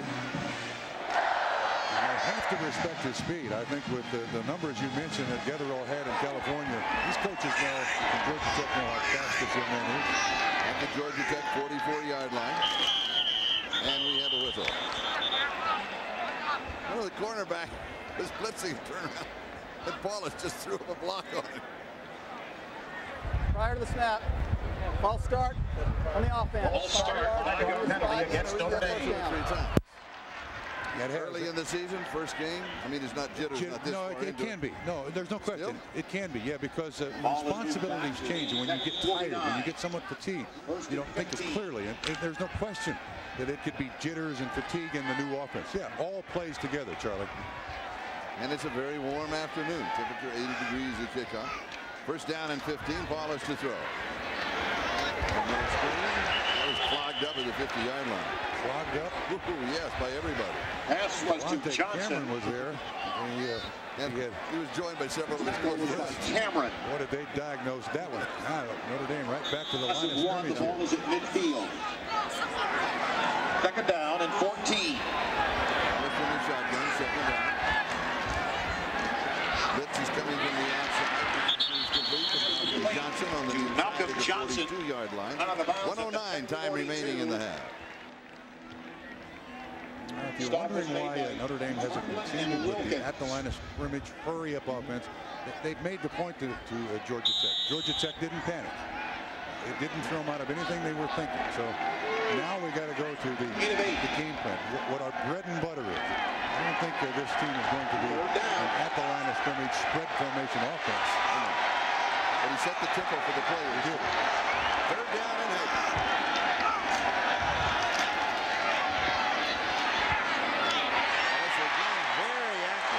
Bobby Brown with Jason Bostic waiting all over. 10 yards, first down. Well done, and here come the Notre Dame Fighting Irish. Now they're going without the huddle. They want to hurry up here because they want to catch Georgia Tech off stride. 5th reception for Brown, 47 yards. Notre Dame too long to get organized. They had to change some personnel. Inside handoff to the fullback, Joey Goodspeed. But Charlie, you realize how much coaching that takes. There's only 45 seconds left here in the first half. That's one of the reasons why they're going right to the line of scrimmage. The other is Paulus has to communicate. Gain of 4, 2nd down. So far, they've done it beautifully, even in this current situation here. From the shotgun. Here comes a blitz. Hit justice. Getherall again, the freshman. Jerry Caldwell with the tackle. There was Paulus' toughness. Yes. Yes. That's another thing that Jim Coletto said about Ron Paulus. We knew he was a good athlete, but also a very tough athlete. Boy, he stood in there, knew he was going to get hit, still made that completion. Together all his 5th catch in this first half as a freshman. And we have a timeout now with 24 seconds left in the first half, and Notre Dame on the move. Last completion by Ron Paulus shows a lot as the ball is snapped. Brooking, Georgia Tech's best tackler, that's a linebacker. A hit on Paulus. Paulus takes it, knows he's going to get hit. And another outstanding pattern run by the young freshman. Very sharp. The corner has no chance to recover in time to knock the ball away. And Notre Dame picks up the first down. Getherall, number 18, is very impressive in the first half. Played his high school ball at Bishop Amat in Memphis, California. That's one of the great programs on the West Coast. Corey Minor is also from the linebacker from Notre Dame. First down to the 17-yard line. The time now, the backdoor hit. It's up for grabs. It's grabbed by Notre Dame. At the 10-yard line is Bobby Brown. And a flag down, Charlie. And Wallace was looking for the timeout. He didn't know about the flag being down.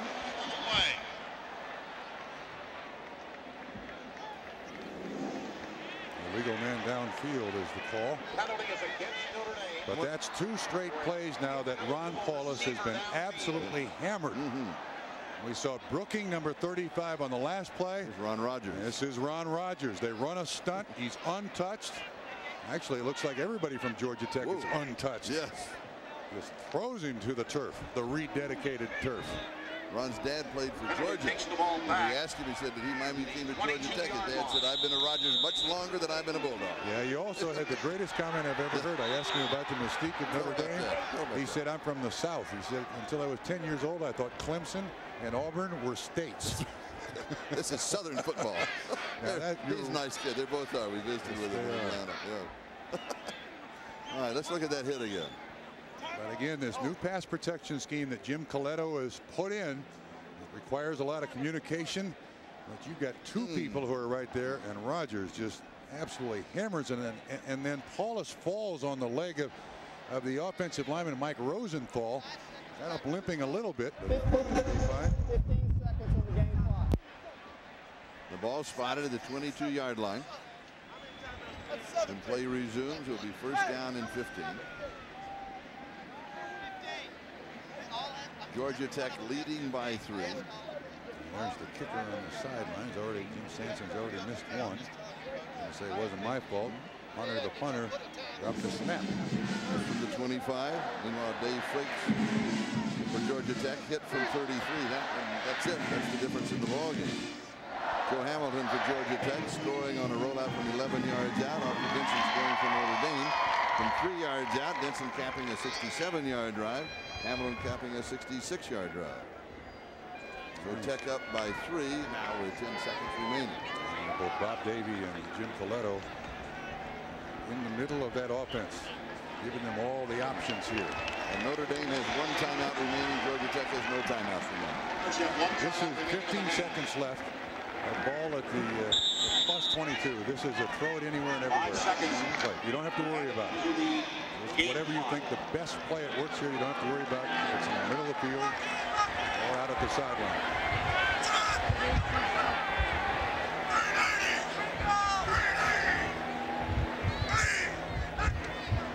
Blitz again. Blitz is picked up.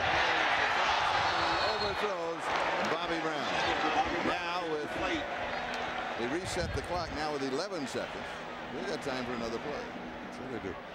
Man coverage that time by Georgia Tech. The blitz was picked up very, very well on the coverage for Georgia Tech. Notre Dame big guys up front. Not so sure wouldn't call the same play again.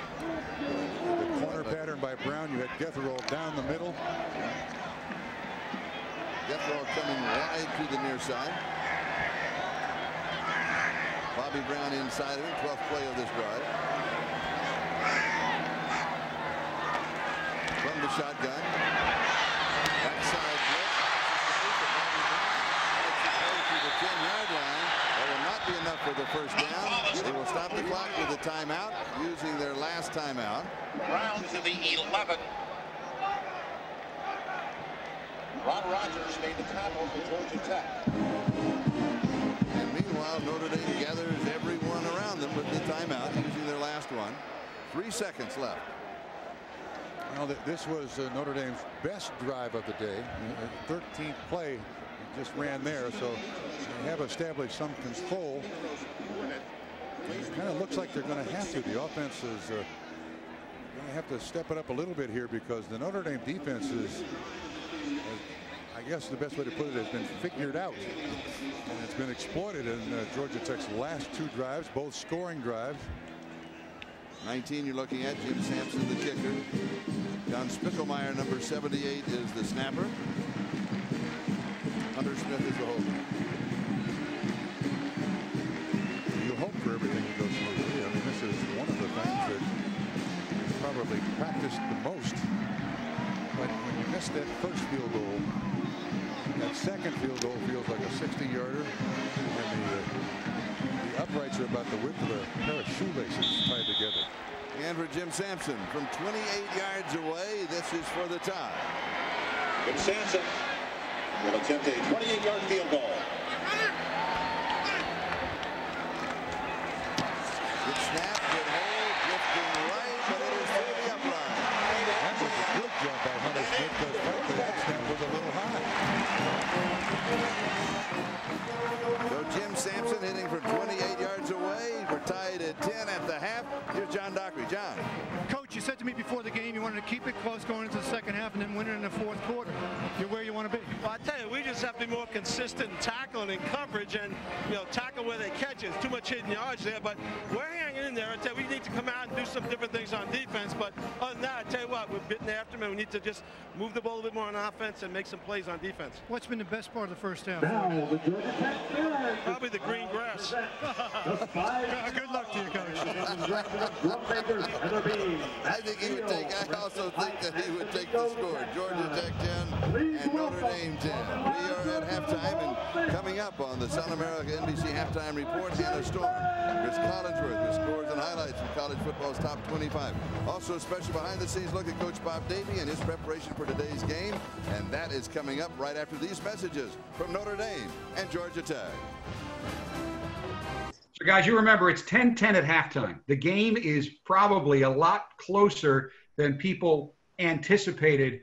What were each of your comfort levels as the teams went into the locker room at halftime? I'll start again with you, Father Bill. Well, thank God I never get stressed in a game.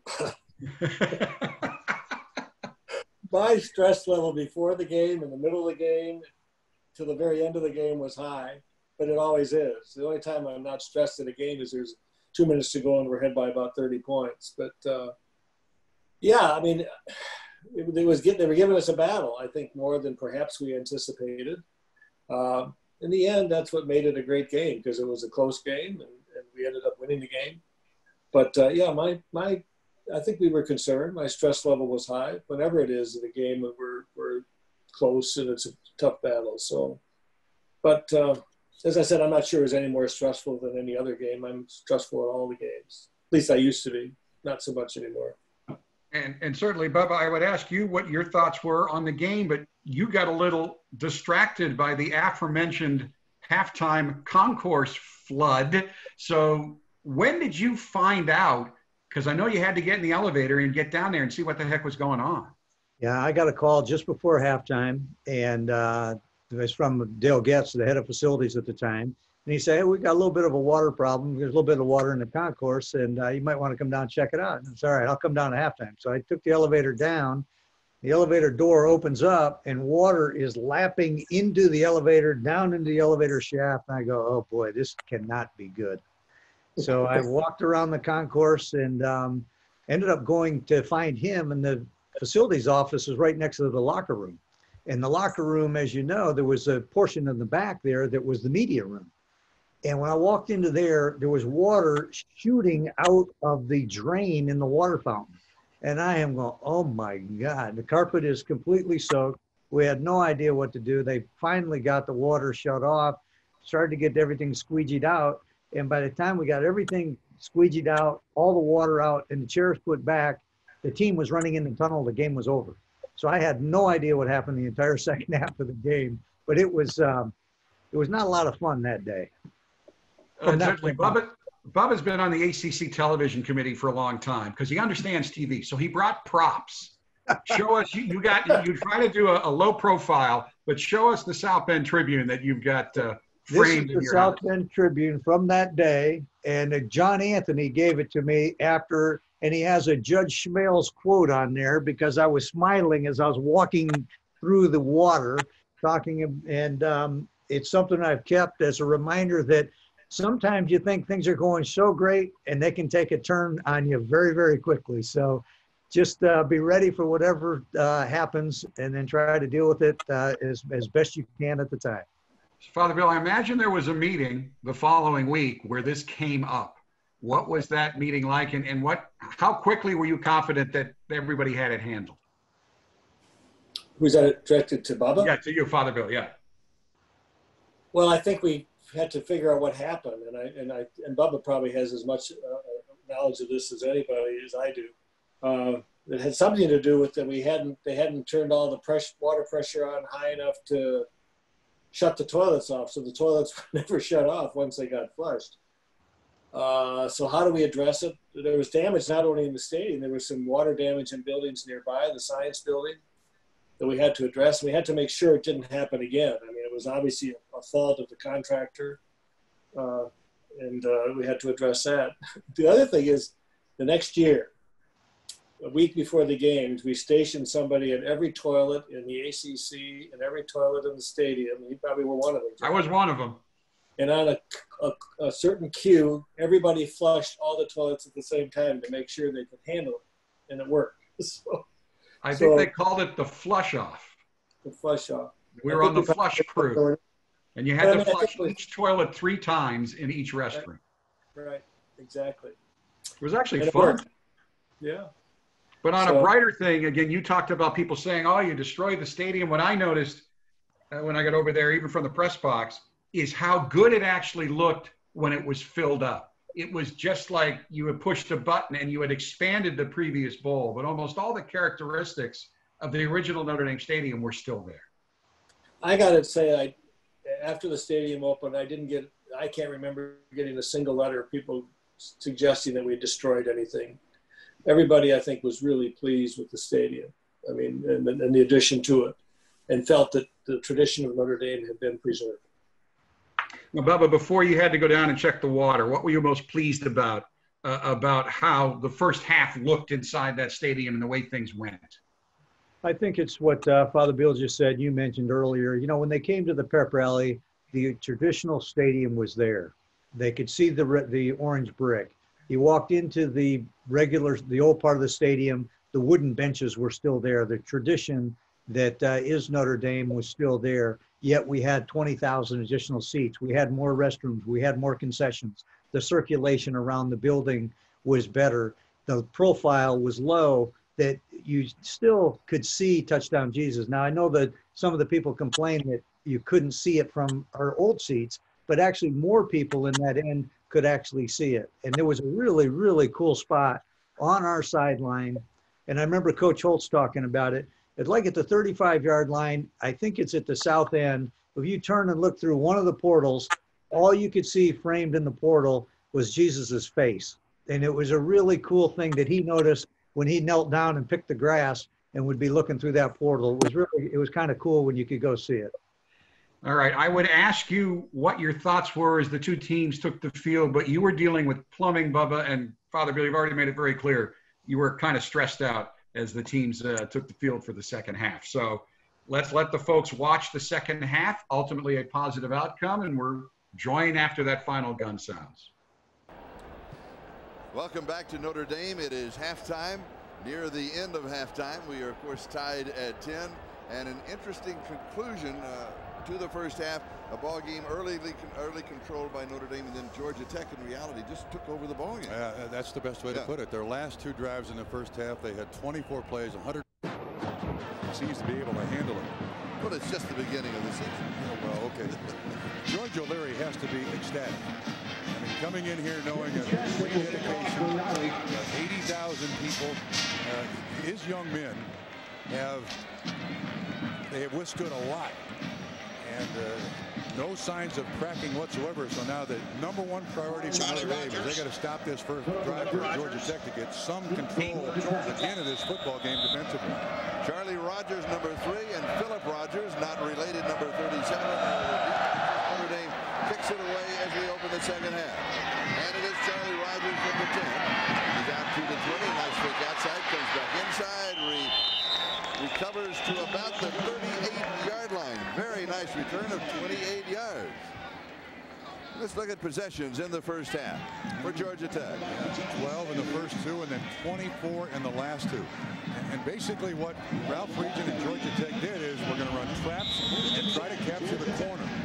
And they did that with the one big wild card here for Georgia Tech in the second half, Charlie, is Hamilton, the quarterback on the option.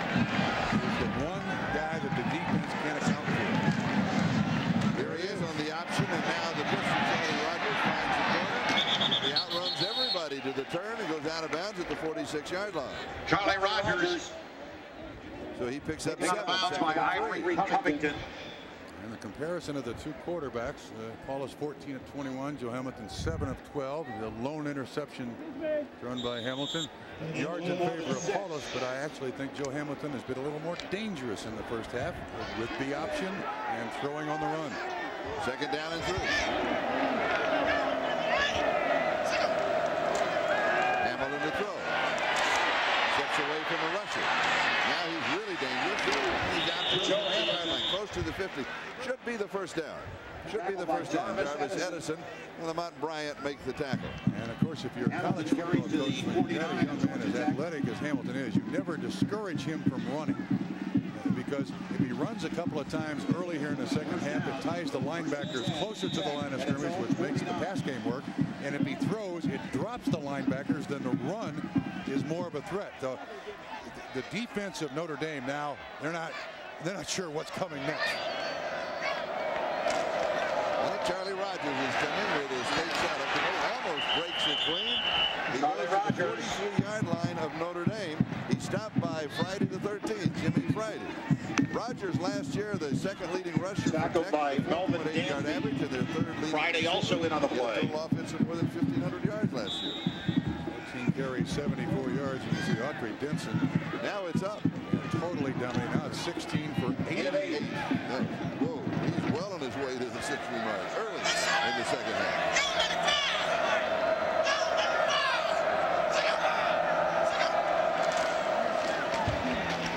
Hamilton hands off. You have to honor the option every time. He's a good ball handler. Wiley, the fullback. He's a Bobby Dodd Scholarship Top Mayo Scholar athlete and the president of the Student Athlete Advisors Board at Georgia Tech. Tackle was made by Jimmy Friday and Melvin Dansby. Carry is good for a Georgia Tech first down. They just scored on the 40. Regis Philbin, a great Notre Dame that is here for almost all the ball games. And he was quizzing you. He said, "What are we going to do here?" He wants everyone to be 60-0. That's right. Hamilton, quick out far side. Charlie Rogers slips the tackle inside the 25, the 20, to the 15-yard line. Charlie Rogers stopped by Jimmy Friday, along with Deke Cooper. Benny Gilbo is the man in coverage. He's going to come right at you. And again, out of the backfield, so many ways they use Rogers. The missed tackle by Gilbo, number 2. And then he turns a nice completion into a big game. This is a major dose of Mr. Rogers. A gain of 22 yards. And as far as Georgia Tech is concerned, we're in this neighborhood, And the option, Hamilton keeps, follows Joe Hamilton, the fullback that he fakes to. And He's Charlie, a runner even inside. And this is the quarterback duck. He fakes the handoff. The quarterback duck. He'll fake the handoff to the fullback, 36. Tackle was made by Corey right Bennett. Behind him. The fullback blocks. Air Force last year just ran all over Notre Dame on that particular play. And Friedgen's doing an excellent job. Ralph Friedgen, the offensive coordinator here. Another long, sustained drive by Georgia Tech's offense. This is the opening drive of the second half. Second down and 4, 8-yard line. And here is Rogers to the 6. So it'll be third down, still a couple to go. Charlie Rogers, Melvin Dansby makes the tackle along with Jimmy Friday. You know, one thing I'm noticing here about Bob Davies, he's the head coach. He brought in Greg Madison as a defensive coordinator. He's kept his mouth shut. I said, I have great faith in these coaches. I'm in the middle Their of the job. know what they're doing. There's Greg Madison. It's his defense. He's got to work out the problem. This drive so far, 55 yards to 7 points. That's right. Motion and reverse motion. Rolling, setting, throwing, intercepted. Notre Dame intercepted in the end zone. Intercepted by Benny Gilbo. Benny Gilbo with the interception in the end zone. That is the second interception that Hamilton has given up. This is a costly one. Ball intended for Gruber, the tight end. Gilbo right front for the interception. On the interception, you're going to see the tight end release left side of the screen. Gilbo picks him up. Hamilton looks outside, then back inside quickly. Did not see Gilbo. A poor choice by Hamilton. He goes to the sideline, and Ralph Friesen knows, oh man, God love you, you can do so much, but why did you throw it in the middle late? So Notre Dame, following the interception touchback, start at their own 20-yard line. Ball game tied at 10. First opportunity for the Irish in the second half.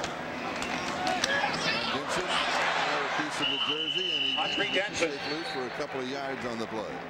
They have really shut him down, though, haven't they? Yeah, it appears to me that Ralph Georgia Tech tackle by Ron Rogers. Georgia Tech was across the line of scrimmage. There have been some missed blocks here by the Notre Dame offensive line.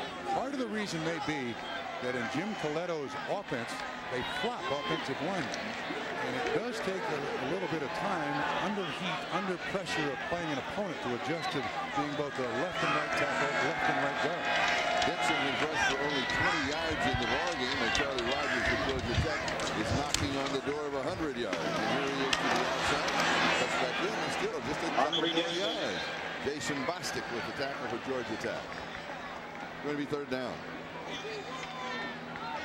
Tackled by Ralph Hughes. The touchdown punt. Bostic also in the play for Tech. The long and extended drive was the last one leading the field goal of 13 plays. Charlie, I did notice a change there. Notre Dame went with two tight ends and Denson as the running back, not Joey Goodspeed. Maybe they're going to try to exploit some two tight end with Denson. Now two backs. This is a normal set. Tight end, two backs, two wide receivers. They're down 6.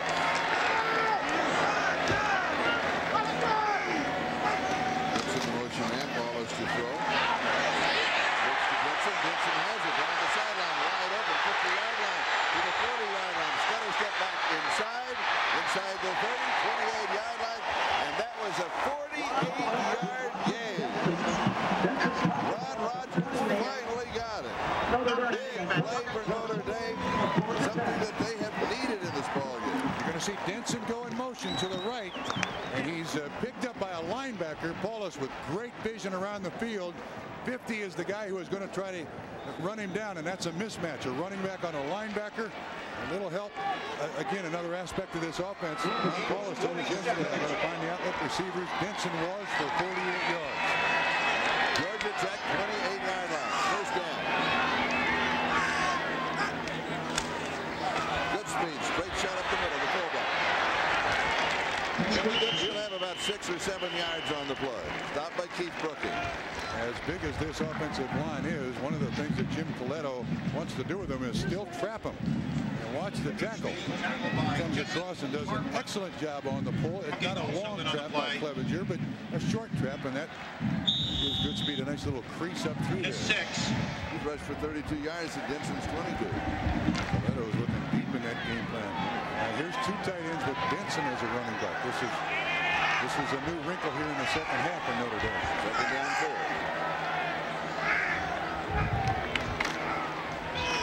Play action fake.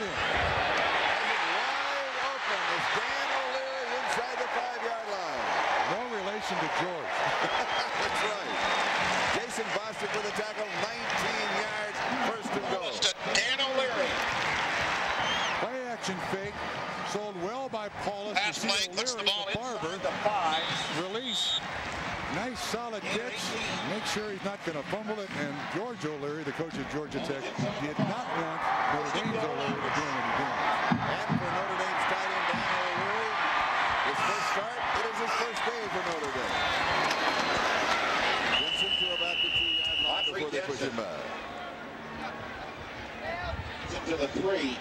It'll be second down and goal to go. Benny Gilbo came up with a big interception in the end zone. Started this drive. Notre Dame's offense was taking advantage of it. And Hamilton realizes poor choice. Bad choice. Last time Bob David told by Corn. How do we react to the negative? If they don't have negatives, I told the players, watch the coaches. They won't come. Getting to the 1-yard line. Not quite. Jesse Tarplin was there. For the 2. And actually, they've had some lack of success. They've not run the ball well. And in the past seasons, when Notre Dame couldn't run the ball, they couldn't do anything. But at least now with a little more sophistication in the offense, a little more confidence in the plays coming from the sideline, everything kind of connected, they've stayed in the game. Third down for the Third down, goal to go, 1.5 yards out. Deformation, full house backfield.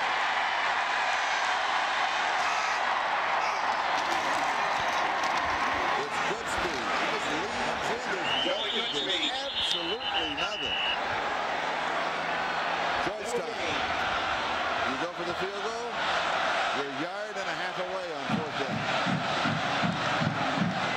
Well, the way his defense has been handled today, he's taken a chance if he goes for it on 4th down, but there's been no movement from the sideline. It looks like he's going, and he's staying with the full house backfield, too. There have been no substitutions. 4th down. Good speed. Denson in the backfield. Busted play. Busted play. Losing yardage. Flag is down at the goal line. There's a flag down at the goal line.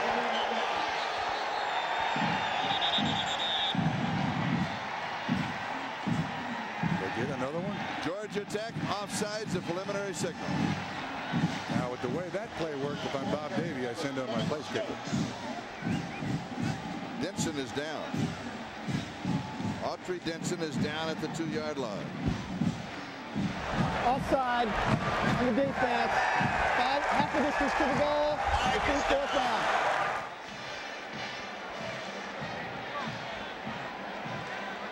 That's an indication to me he's suffering from cramps. Trying to stretch out his hamstrings and his calves there a little bit. Now, sometimes these kids, they get their ankles taped just a little too tight. Cuts off their circulation. And while the trainers are working on Denson, Bob Davie calls his team to the sideline. Georgia Tech's defense is there. And you know, the offense is over with Jim Coletto, and it looks to me like Let me try again. They're going to go again. And they're all assembled around there. Ball game's tied at 10. My thinking same as yours. The defense. You're going into the strength of Georgia Tech, and that is their rush defense. Yeah. A couple of years ago, they were in the top 5 in the country, and basically with the same people. Full house backfield again. Ken Berry is going to replace Denson. How about this? This is great confidence that Bob Davie has in his offense, and also showing great confidence in his defense. So if Notre Dame can't get in, his defense will stop Georgia Tech. Very good speed and starts, and he's very juggles the ball. I don't believe he gets in. No, he does not get in. Georgia Tech knows they will take over. They take over, though, inside their own 1-yard line. But the Georgia Tech Rambling Wrecks have held Notre Dame. They started this drive back in their own 20-yard line. An impressive drive that Georgia Tech just said no at the goal line. And I have a feeling this might be one of the first questions asked about Davie. What was your thinking going for it when you had a second chance on 4th and goal when Georgia Tech had done such a great job of stopping you?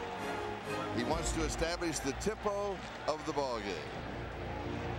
Bob Davie's decision. We're discussing it. Probably everybody across the country is. John Dockery, your thoughts? My thoughts are, if you get a second chance, you don't make it on 4th and goal, and you get a second chance, and you don't make it 3 times before that, you put the points on the board. And it's a major decision, and you can second guess guys to blue in the face, but yes, it's confidence in your offensive line. Maybe it's a little bit of arrogance that your offensive line can simply dominate Georgia Tech's defensive line. They didn't do it on the first 3 or 4 plays. Bingo, they didn't do it on the last play. Georgia Tech gets the ball. Also, Trump, I mean, the idea of having the full house backfield in there and Denson out with a couple of fullbacks, I would have opened it up and tried to do something differently. All right, let's see what Georgia Tech does. They come out forward. And the pass is complete at the 20-yard line. Harvey Middleton is going to step out at the 20-yard line. And there goes your advantage at the 1-yard line. 19 yards on the play. Here comes the rambling wreck of Georgia Tech again. And Charlie, that is a great first call after a defensive stop. We're not going to fire it into the line of scrimmage. A good play action fake by Hamilton. He looks to his high school teammate, Harvey Middleton, the guy who he's most comfortable with. Nice pickup, and Georgia a lot of yards and away from that goal line. First down at the 20-yard line.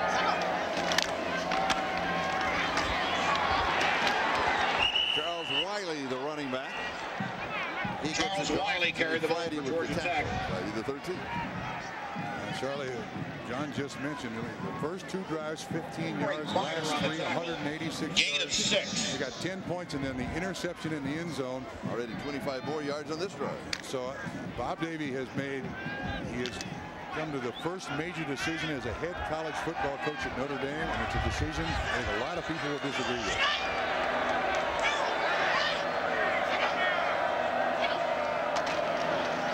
The blitz was coming.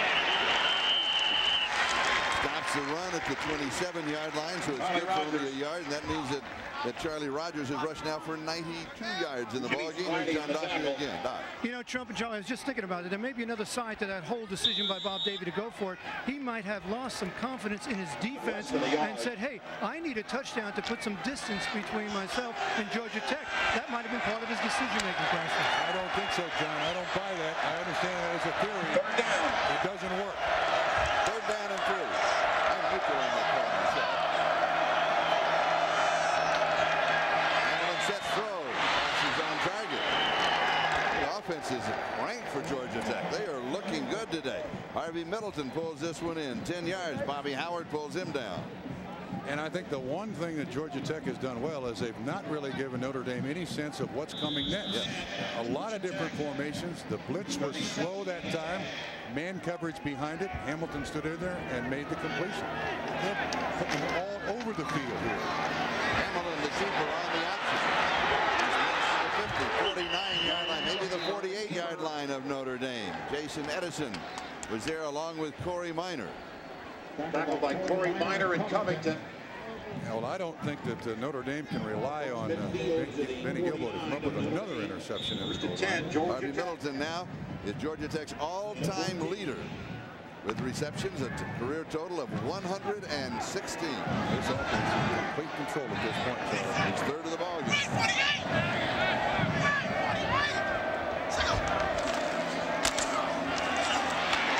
Charles Wiley. 43-yard line. Tackled by Howard and Friday. Benny Gilbo on the sideline. It is hot. It is humid. We've seen Denson being stretched for leg cramps on the sideline. Notre Dame 43. Gilbo getting some attention from the trainers. 43-yard line, 2nd down and 4.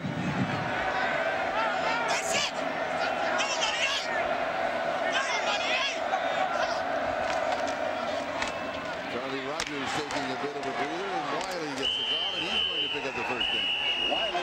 The offensive line of Georgia Tech is dominating the ball game. They're doing a great job. They are. Especially when you consider coming into this game, I think it was Georgia Tech's biggest worry is how the offensive line is going to handle this defensive line. You see the fan protection, the fan blocking there. Safeties have to come up and make the tackle. What do you mean by fan protection? Well, you see the first step of the offensive line, take that step outside to spread the defense a little bit, to try to give the running back just a little more room. It's all working for Ralph Region and Georgia Tech. Timeout, back in a moment. We look down at Notre Dame Stadium. More than 80,000 fans are here. We're looking for the Goodyear blimp. And it's hovering above a game as cameras are focused on the event. And you know that you're getting a unique view overhead today. The Goodyear blimp Spirit of Akron. Well, again, in case you just tuned in, you missed a great ball game. Yeah, and you've seen domination by Georgia Tech's offense. Look at that, 24 and 15, 39 plays to this point, running the last 3, and now this possession, 4th possession.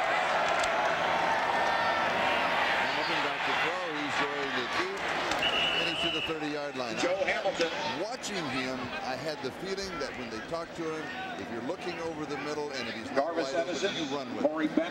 Don't make the mistakes. He made 2 of them. They both costly interceptions. You're absolutely right. Of course, last year he had 13 interceptions, and what he'd like to do is become a better quarterback. Throw it. What Ralph Friesen is saying, Hal, use your athletic ability. Take no chances. Tuck it and run. He's rushed for 48 yards.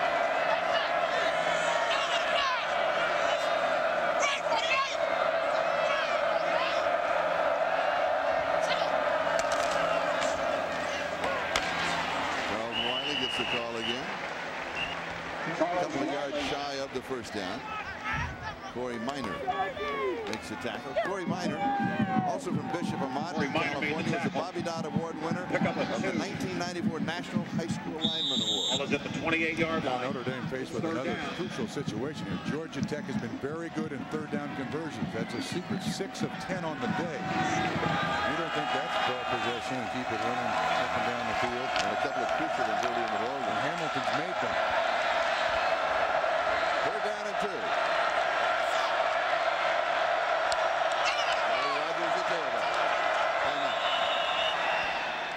Either he didn't like the defense or he was running out of time on the play clock.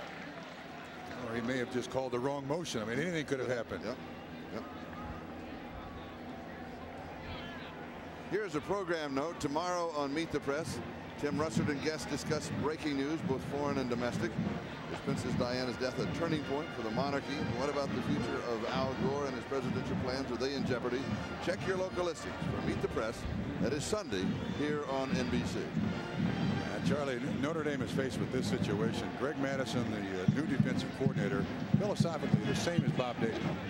They were coaching mates at Texas A&M. Madison, right there in the headset, likes to blitz a little more. But when you have a quarterback like Joe Hamilton who can run, who can scramble, if he gets by that initial blitzer, he's gone for a long time. So Georgia Tech, 1, has taken Notre Dame out of the blitz. 2, they are absolutely controlling the inside of this defensive line. And you see how Georgia Tech has dominated the 3rd quarter. That's why the decision that John Docker and I have been talking about, all the attempts with 3 running backs, full house backfield, with 2nd and goal, and they go for it twice, seems like the wrong choice. 28-yard line, 3rd down and 2. You're in a 2-down situation. Absolutely you are. That's the other aspect that Georgia Tech has in its favor. The option, the keeper has the first down. Gets back at the 20. Just a step away from breaking it. Whoa, same so play. Close. Same play. Quarterback duck off of the option. Absolutely the same play. He fakes to the fullback and then follows him right in behind. There is no support from Jarvis Edison, number 30, his 9th carry on the day. 59 yards rushing. He just ducks in behind him. Absolutely. That's quarterback duck. First down, 16-yard line.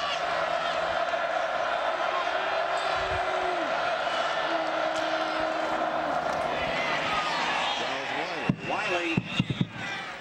One of the other things that's happening is we haven't tackled by Melvin Dansby. He is knocking on there. He's more than 90 yards rushing. We haven't seen that much of him in the 2nd half. Well, they're resting him perhaps for the 4th quarter. No, I think what they've done is they've gone from the little guy, Rogers, quick, to Wiley, the big guy. You know, let's power it in there. What's happening is George O'Leary and Ralph Friesen gaining a little more confidence in his offensive line and think that they can block anybody up there now. So let's try to pound them with our big tailback slash fullback. Charles Wiley from Miami is in that position. Hamilton. And Hamilton is caught by Lamont Bryan. Second sack of the day. Good pressure. It is a blitz. It's a safety blitz run by the Notre Dame Irish. Hamilton kind of gets caught up in the wash there. Can't escape, although he almost does. And Lamont Bryan comes up with the sack. Throw the ball back now at the 17-yard line. That's 3rd down and 11. Charlie Rogers, the tailback.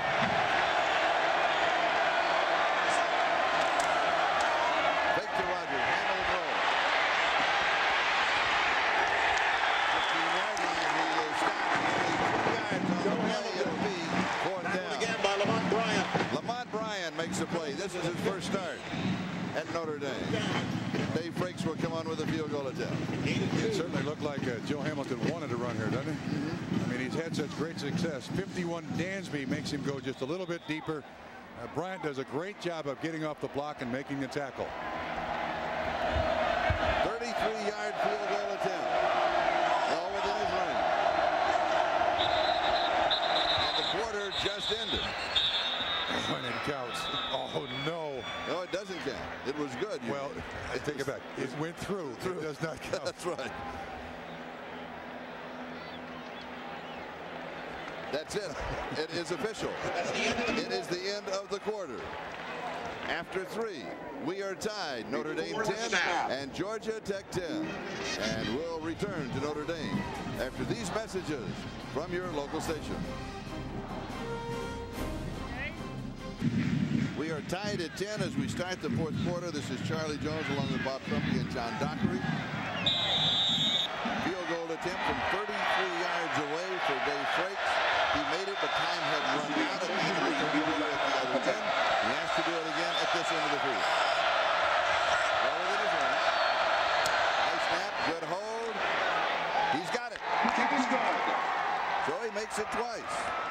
Twice today he's hit from 33 yards away. And Georgia Tech has taken the lead by a score of 13-10. The fact that they're up by just 3 points is no indication of how this game has gone since the first quarter. Total dominance by Georgia Tech. Notre Dame is frankly lucky that Georgia Tech only got 3. All right, here's a new Third Rock game plan. You ready for this? Yeah. Okay.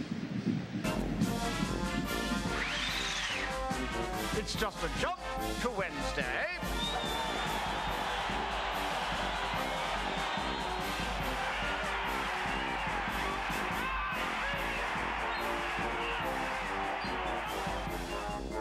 This fall. I like that game plan. You jump from here to Wednesday. Actually, it looks like a show that would be fun to work on. Oh, yeah. Anything It's so much fun to watch. Sure. Yeah. Anything you come up with, I think I'll put it in the script. And you'll see next week. Yeah. Maybe we can do a guest appearance. We'll help them. We'll come in with our own game. Autry Denson is deep in the middle for Notre Dame. Both parts. Frakes will kick off for Georgia Tech. All right, Georgia Tech now up by 3, 13-10. Autry Denson is back in the ball game. He is the return man. Dave Frakes is kicking off. Now he has been kicking off right down the middle. They're trying to take a return. They're doing it again. And it ends up pretty good at the 2-yard line. Is Denson on the return? They try to break up the rhythm of the return. Very successful that time. They started about the 17-yard line following a 16-yard return by Denson. Justin Robertson with the tackle for Georgia Tech. Let's take a look at comparison of the quarterbacks. Ball is over 200 yards throwing, no touchdowns, and he was the Notre Dame Irish all-time leading scorer, 4 touchdowns. The 2 interceptions by Joe Hamilton, bad mistakes, but the running yardage by Hamilton is not included in there. And Hamilton of the two had the better day.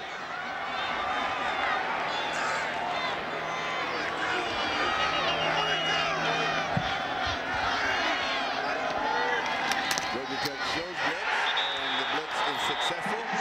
It is Keith Brooking, and he brings down Autry Denson with the run blitz. Jamie Spencer now in at the fullback. And you're going to see 35 jump right up into the line of scrimmage. Spencer tries to block him, doesn't. Denson again. He's now had 5 rushes on the day for losses.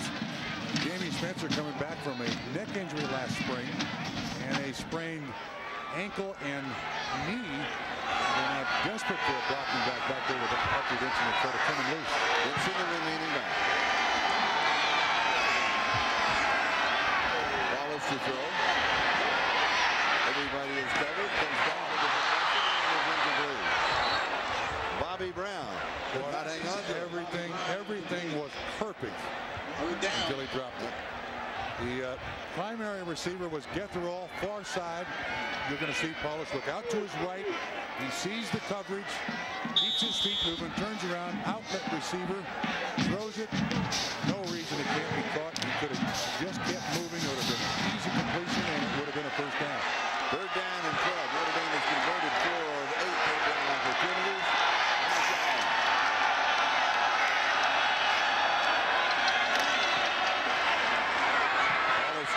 Sept throws. It is incomplete. Getherall, the intended receiver. Jason Bostic had the coverage on him, and Georgia Tech had the pressure. And that means that Notre Dame 3 and out. They'll kick it away. Harvey Middleton is the return man for Tech. And Georgia Tech could have very good field position. Yeah, it's been a long time since Notre Dame's offense was on the field. None of those plays look particularly good, did they? No, they didn't. And it's 3 and out. Hunter Smith to kick. Has the wind with him. Outstanding. Taken on the hop back of the 21-yard line to the 25. Good coverage by Notre Dame. 63 yards on the kick. Only a 7-yard return by Harvey Middleton. Tech is up by 3 when we come back. 13 minutes, 41 seconds. Time remaining in the game. Georgia Tech leading Notre Dame by a score of 13-10. Georgia Tech will have the ball on their own 28-yard line. Second half possessions. That has been the story. Time of possession, yards gained, points scored, all in favor of Georgia Tech. Georgia Tech 22 plays offensively. Notre Dame only 12 in the second half. Double tight end set with Chris Myers and Matt Duba. Joe Hamilton. Joe Hamilton again. This time it's Jimmy Friday who takes care of him. Melvin Dansby made the last possessions by Georgia Tech have been outstanding. Hamilton now 12 rushes, 60 yards, touchdown, field goal, interception in the end zone, about to score. And the field goal 24 and 22, 46 plays in the last 4 possessions. Second down and 6. Incomplete. He missed it. Chris Myers, the intended receiver. It's a high percentage play. Ralph Friedgen hopes that Hamilton can make that completion. The tight end was open. He was stretched just a little too much. Would you come back with the same play? Third down for Tech and a long 6. Where's Rogers? He's in the backfield. He was a moment ago. Let me see if he's still there. Getting the ball somehow on a nice little pattern out of the backfield. Number 3. He's an inside flanker.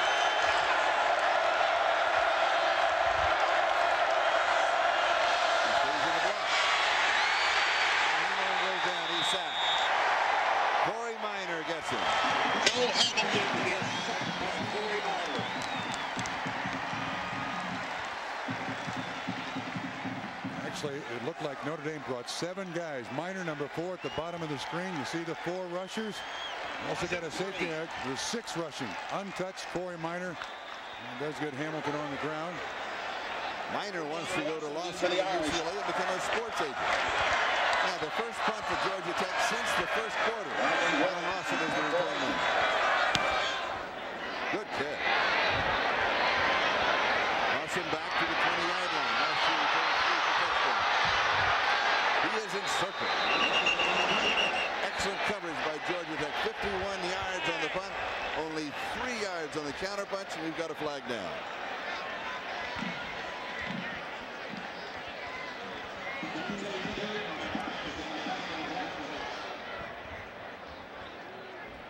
The officials for this ball game are all from the ACC. They are dedicating this game to Ernie Cade, one of their officials, who is an all-sport official. Illegal block in the back. And the receiving team during the turn. 10 yards from the end of the line. First down. Ernie is a Washington, D.C. police officer. He is unable to officiate this season because of an illness. And we'll take a look at that push in the back.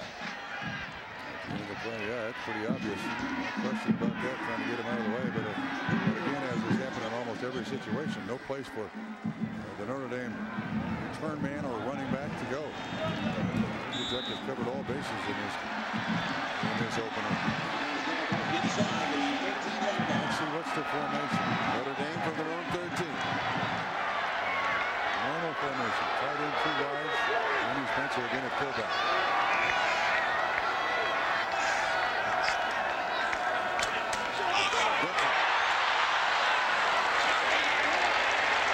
Denson 10 yards on the play, bringing 3 Tech players with him the last 3 steps. Tackled by Brian Wilkins. Should pick up the first down. Like Ron Rogers and Wilkins on the tackle. It's one of the few we've seen by Denson across the line of scrimmage. Gain of 11. First down to the 24-yard line. Notre Dame.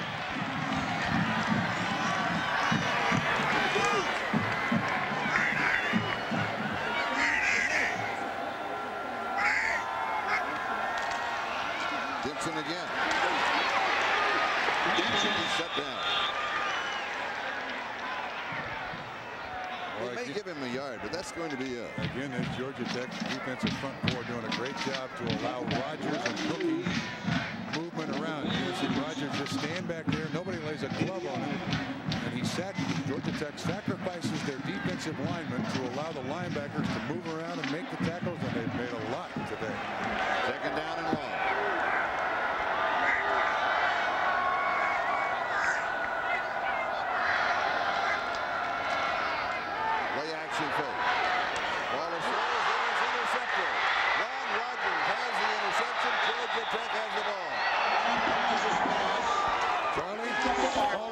Same mistake that Hamilton did, late down the middle. Carried it inside. It was intended for the tight end, Dan O'Leary. You're going to see the whole thing is going to unwrap right in front of him. He's looking right, can't find him late. And there's Rogers standing right in the middle. That's a poor choice by watch number 50. Drop right in. All he's doing is reading Ron Paulus's eyes. Drops back. He's looking right at me. Oh my goodness, he threw it to me. I think I'll catch it. And he does. 29-yard line of Notre Dame. Georgia Tech first down. They lead by 3, 13-10. Just over 11 minutes remaining. First ball choice Ron Paulus has made today. And here's Charlie Rogers. 27-yard line before he's knocked back by Mike Fry. Rogers to the 27. Rogers now 19 carries for 94 yards.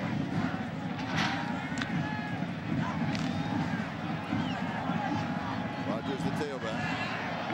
Charles Wiley the fullback. Riding in the action. Joe Hamilton. Back to the line of scrimmage. That's about it. Melvin Dansby. Tripped up by Melvin Dansby. For the tackle for Notre Dame. Well, one of the few times Notre Dame has third down. done a good job on this option run by Georgia Tech. And I have a feeling the rest of this game you're going to see a lot of that. Because their 2 best running backs have been Rogers, number 3, and Hamilton, the quarterback. Third, and a little more than 7.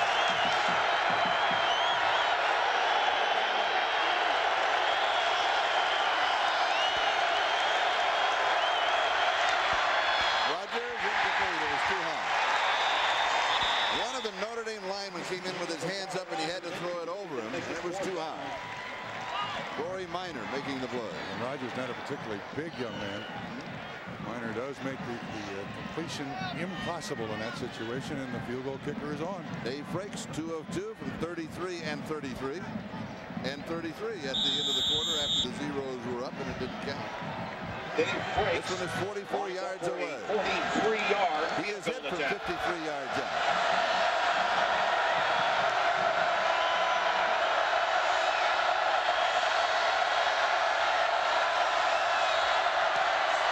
It is right. It's going to stay right. It is no good. Kick is no So the interception by Rogers produces no points. Ron Paulus feeling a little bit better about his mistake. Tech with the lead.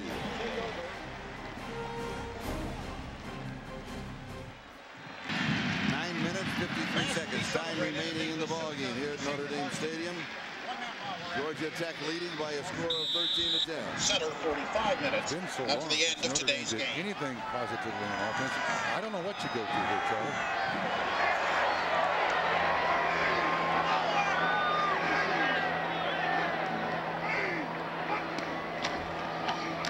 Denson. Autry Denson. 29-yard line. How many times? Just a couple more. Yeah, how many times have we called 50 and 35 on the tackle? Tackled by Ron Rogers. The defensive line has consumed offensive linemen. Linebackers are able to pursue. Watch 50 and 35 and 55. Look, excellent job.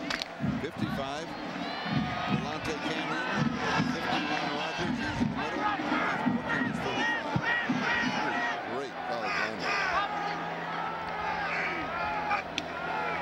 Wallace to throw.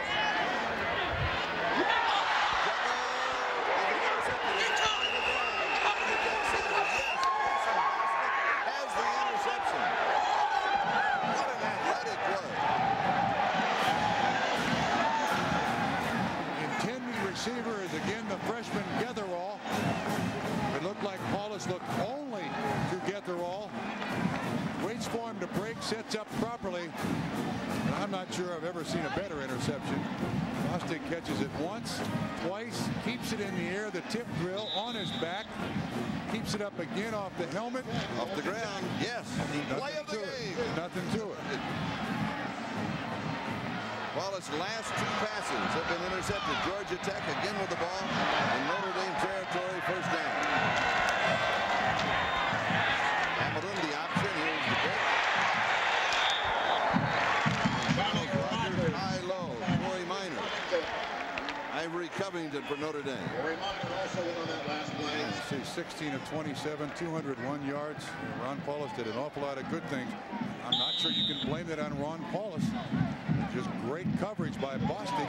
Jumps inside Getherall, betting that they're not going to go for the deep pattern, and comes up with a beautiful interception. Second and 10 at the 32. Second down.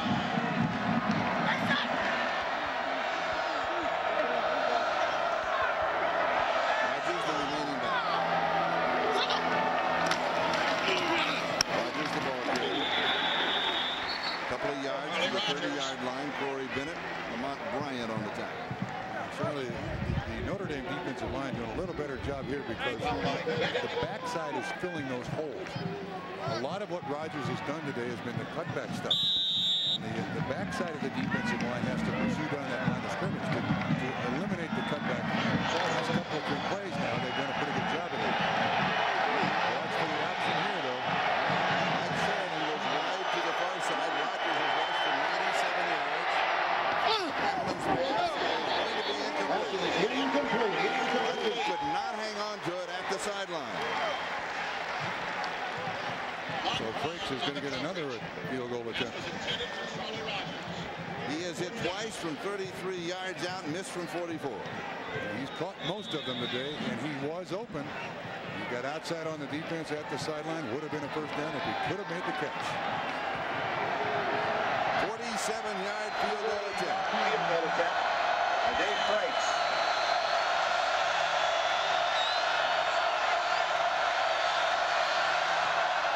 It is right as the other one was. It is going to stay right. He misses from 47 yards out. Last year, 5 of his misses were from 45 yards plus. He kind of hit under this one a little bit, Charlie. Didn't quite get to the crossbar. You can see it just sink right and low of the crossbar. So again, now Notre Dame has an opportunity, but they've done so little offensively. Georgia Tech leads 13-10 with 7:42 left in the game. 7:42 time remaining in the game. Georgia Tech continues to lead by 3. The last two opening games for Notre Dame, 95 they lost to Northwestern 17-15. 96 they beat Vanderbilt right at the end of the ballgame 14-6. We got a close one here.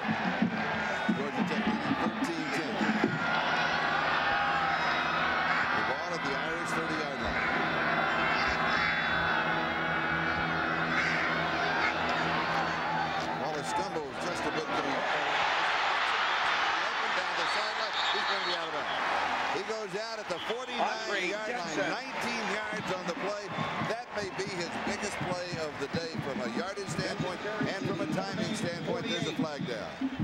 Hold everything. It is against Georgia Tech. Offside on the defense. The penalty's declined. Penalty decline. Notre Dame at the 49-yard line. Interesting formation here. 3 wides, 2 running backs, and they hand it off to Autry Denson for one of the few times today through that line of scrimmage with a chance to show his shiftiness. He does make the first down.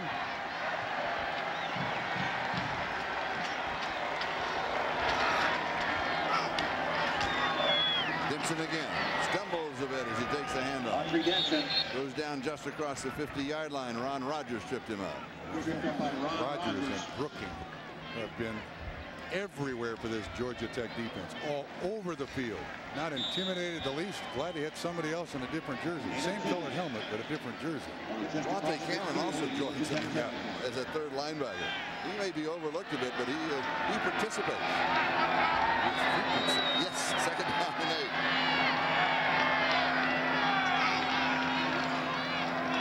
The draw, Denson. To the 40-yard. Autry Denson that we haven't seen.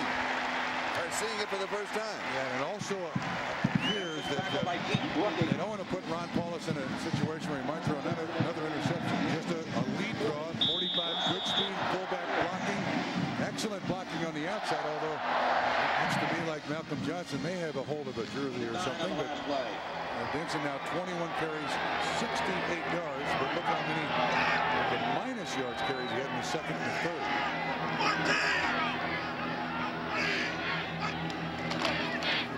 Denson again. He set up, fumbles the ball, misses it. Scramble for it. Georgia Tech may have it. They say no, Notre Dame. Georgia Tech had it. They had it. Bounced away. The bouncing bully, Derek Shepard. Well recovered by Georgia Tech is the man who cut in and caused it. That was a two tight end formation with Denson in the backfield. And again, good penetration by the defensive line, just blew that play up. Second down and 14. Good speed and density.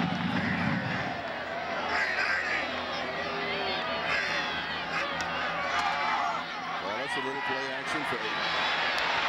First time, scrambles. Makes a nice move along the sideline. He had the ball in his right hand. He changes it to his left hand. That's the pressure coming from the other side, just like a running back takes it out of bounds. Jesse Chartland, 41 on the tackle. Again, some of the toughness of Ron Paulus. He could have stepped out of bounds 2 yards earlier and not taken a hit. 27 yards in 2 carries. That makes it third and 4. Third down and 4. Numbers on the day. Those 2 interceptions. Something that Ron Paulus has not done throughout his career. Throw a lot of interceptions. Just 4 all of last season.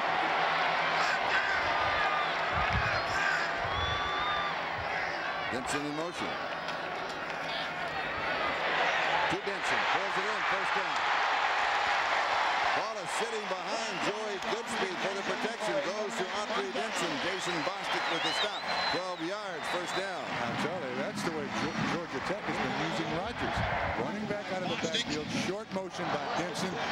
And he's wide open. Georgia Tech. It's a soft zone run by Georgia Tech. Good sure-handed catch. And a first down. Now they got something to build on, the Irish do. They've accomplished something in this drive. Denson 2 receptions, 59 yards. First down.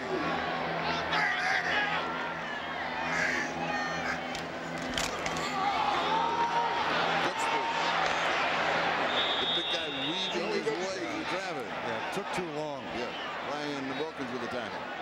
You would hope that your fullback has poor eyesight. Son, if I give you the ball, get to the line of scrimmage. Don't dance around there. Run that way. That's right. Run that way. Don't dazzle me with your feet. We got other guys a lot smaller to do that. Get to the line of scrimmage. Second down and 10.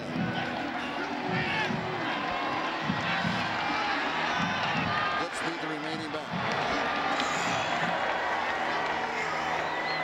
2 tight ends.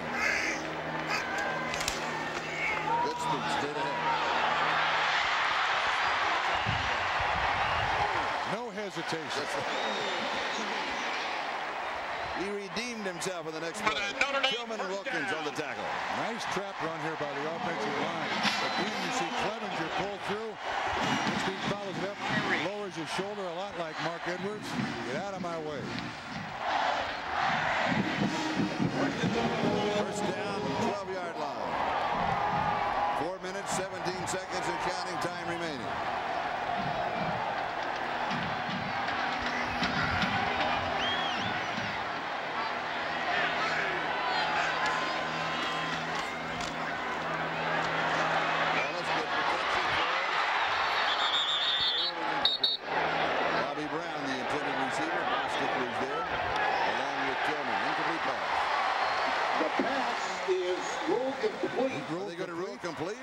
This is very close to an interception. Paulus throws this inside the receiver and allows the defender, Bostic, a chance to almost intercept it. And they're saying he caught it and he was on the ground. Actually, I think it's a very good call. I'm not sure he had possession. I don't know how Brown hangs on to this, but he's down. He may have never had a hold of it. But these are ACC officials, so you can't complain too loud. 8-yard line. Second down and 6.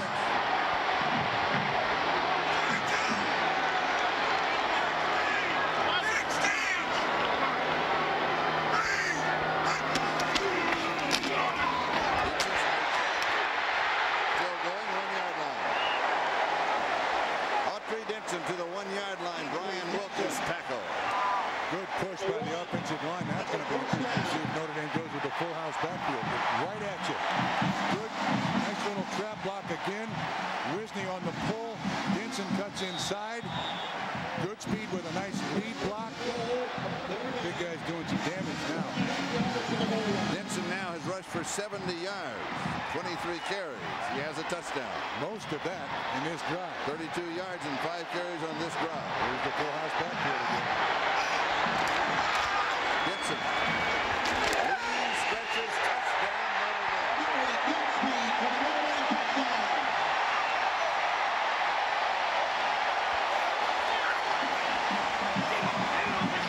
Notre Dame has regained the lead. They had the lead at 7-0, coming at 7:56 mark first quarter. It was tied in the beginning of the second period. Georgia Tech moved ahead, then it was tied at the half, and Tech leading most of the second half.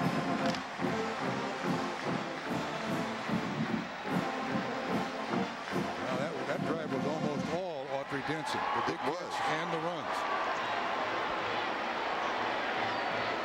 Sampson with the extra point attempt.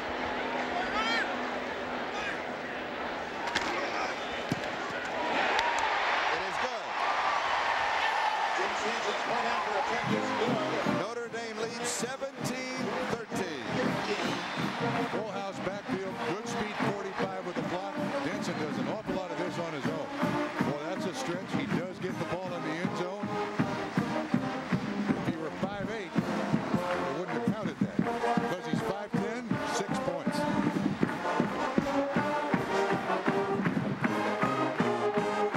Two minutes, 37 seconds time remaining in the game. Notre Dame now with the lead, 17-13. They will kick it off. Charlie Rogers, number 3. Philip Rogers, number 37. Not related, are the return man. Good kickoff. Through the end zone for the touchback. Now, Georgia Tech fans are going to be talking about that pass to Bobby Brown. Was it a catch or was it not? We'll watch first in regular speed. And life is in regular speed. I don't think that was a catch. But I can understand why the official thought it was a catch, because you see, it looks like he pulls it in on the ground, ball pops out. And again, these are Atlantic Coast Conference officials. I'm not talking about that. They're officials. Yeah, and there are times when officials, no matter how many you have, they're blocked. It was a second down play. Pass reception stood. Georgia Tech at their own 20-yard line. Allen throws underneath the coverage. It is incomplete. He missed Harvey Middleton. He missed him badly. But it's kind of good that he did, because Middleton had people all over it. Second down, 20-yard line. 2:28. Both ball clubs with 2 timeouts remaining. 4 consecutive incomplete passes by Joe Hamilton.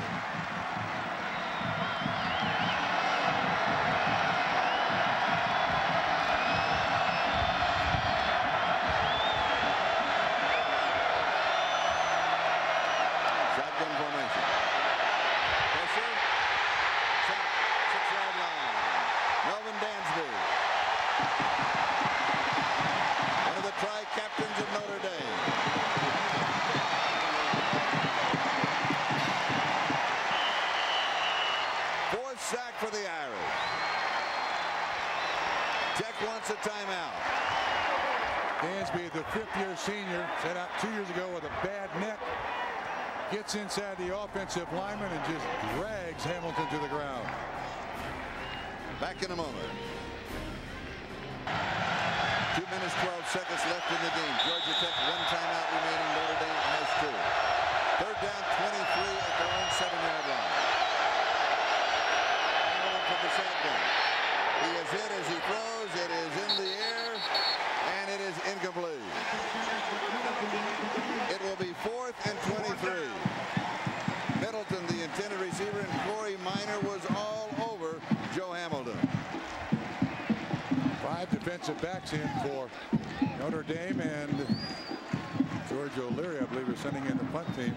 Minor, bottom of the screen, gets outside the offensive tackle. The tackle runs into the running back, Rogers, knocks him off the block, and therefore Hamilton can't follow through on the throw.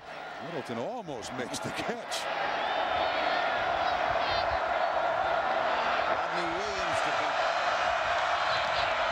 Notre Dame does not have a man back. They'll let him kick through. It will go out of bounds at the 45-yard line of the Irish. Now with exactly 2 minutes left in the ball game, a 49-yard kick. At the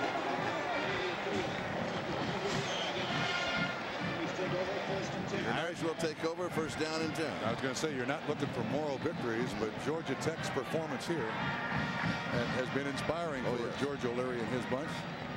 And frankly, Notre Dame has played sporadically, very sloppy. Sporadically. John Dockery. Hey, Charlie, something to think about, kicking that ball away with 2 minutes left. You're down by 4. You'll have only 1 timeout left. Irish are going to run out the clock. Georgia Tech's not going to touch it again. I don't know about the call. I know it was long, 4th and very long, but still.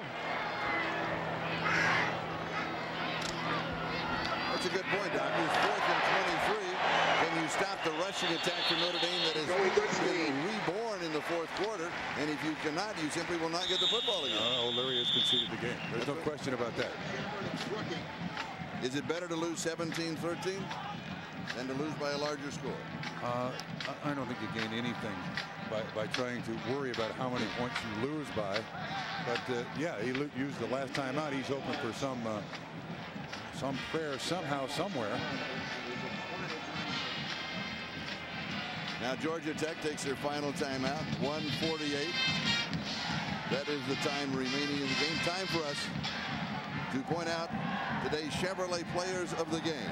For Georgia Tech, the 2 great linebackers, Keith Brooking and Ron Rogers. And for Notre Dame, Autry Denson, who came on strong, big time strong in the 4th quarter. In recognition of their efforts, Chevrolet will contribute $2,000 to the National Association of Student Financial and Administrators for disbursement to deserving college students so that they may continue their education.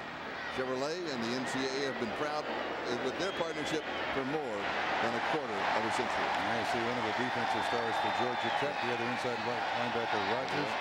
And Autry Denson on that last 70-yard drive for a score by Notre Dame. Autry Denson accounted for 44 of it, running and receiving. So he was late arriving, but he finally had an impact. He got here in time for Notre Dame. Just in time. Next week, Notre Dame at Purdue. Georgia Tech has a week off. And then on the September the 20th, they're at Wake Forest. Second down and a couple. Joey Goodspeed. That's a good one. Has the 1st down. Georgia Tech is out of timeout. Joey Goodspeed, who just carried last year their opening game at Vanderbilt, he told us he didn't play. And he was the starting fullback today. What a difference a year makes for a lot of young athletes across the country. And for coaches. Oh, yes. Bob Davie, good speed on the day, 12 carries, 57 yards. Wallace now just to kneel down.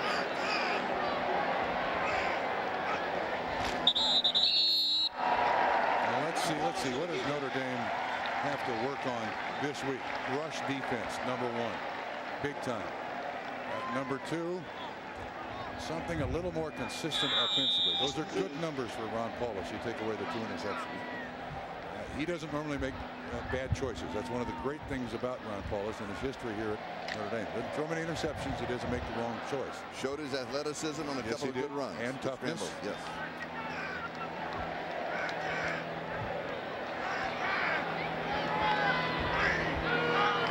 We'll kneel down again now. Georgia Tech. What do? They have the week off. What do they work on?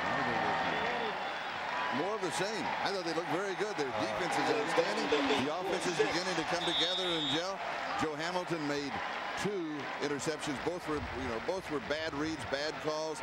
He scrambles, he runs. He's a great young leader. Take away a couple of bad decisions, and they're really on the right track. No question about it. I think O'Leary, Friedgen, everybody involved with Georgia Tech will take this effort every weekend. All the Tech fans should be very proud. Very proud. Yes. We'll take the official countdown. That will be the last play of the game. The final score, Notre Dame 17. Bob Davie, the head coach of Notre Dame. He's looking for George O'Leary. There's George, and the congratulations.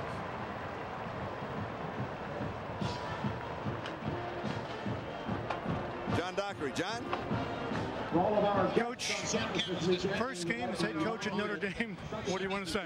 I can see why those before and after pictures of the head coach are the way they are. You know, we didn't play particularly well, but anytime you can win the first football game of the year, particularly with a new coaching staff, I think it's a heck of a win.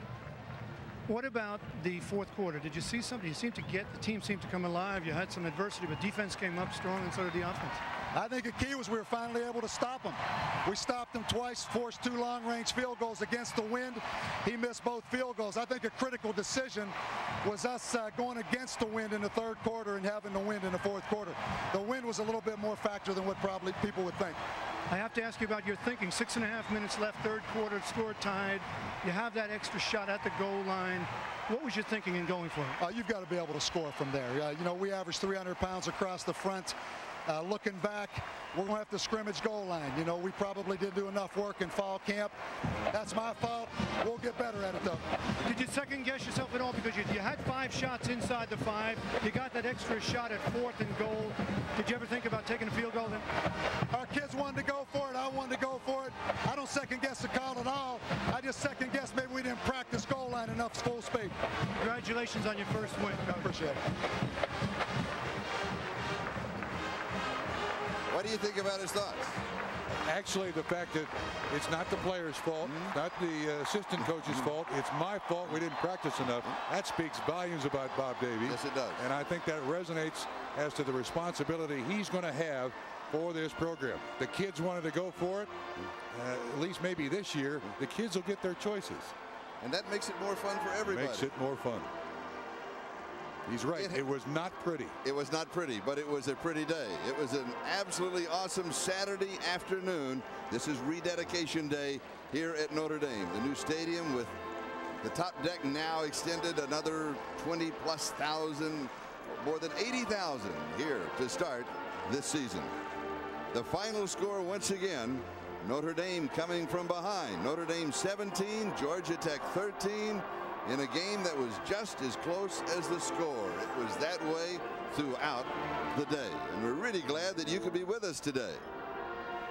Tomorrow at 12 noon Eastern time, the NFL on NBC will be kicking off more football action for you across the country.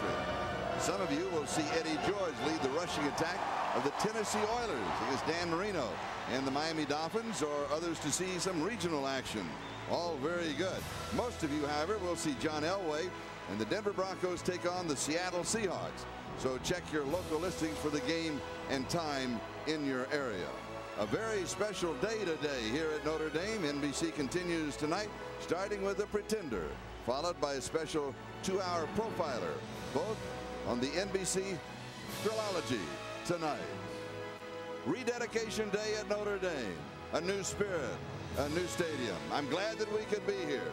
For John Dockery and Bob Trumpy, I'm Charlie Jones. I'm glad that you joined us. So long, everybody, from Notre Dame. All right, folks, as you saw late in the game, Irish put together the winning touchdown drive. Autry Denson scores his second touchdown with 2:37 left. some big defensive plays in the final Georgia Tech possession. The Irish hold on to win 17-13. So it goes to 0, Father Bill. Can you take us back to what's going through your head with so many things having gone ultimately positively for the program, the stadium, the new head coach, and the team? Well, I mean, at the end of the game, I obviously got relaxed. We had a victory. It was nice to go into a locker room after the victory. So, I mean, I felt everything went well. I thought in the end, this was a great day. I mean, we obviously had the issue with the water, but I mean, a new stadium we could be very proud of, a victory by the team, a good start for a new coach. So everything about it in the end was good. And I was very pleased with how the day went.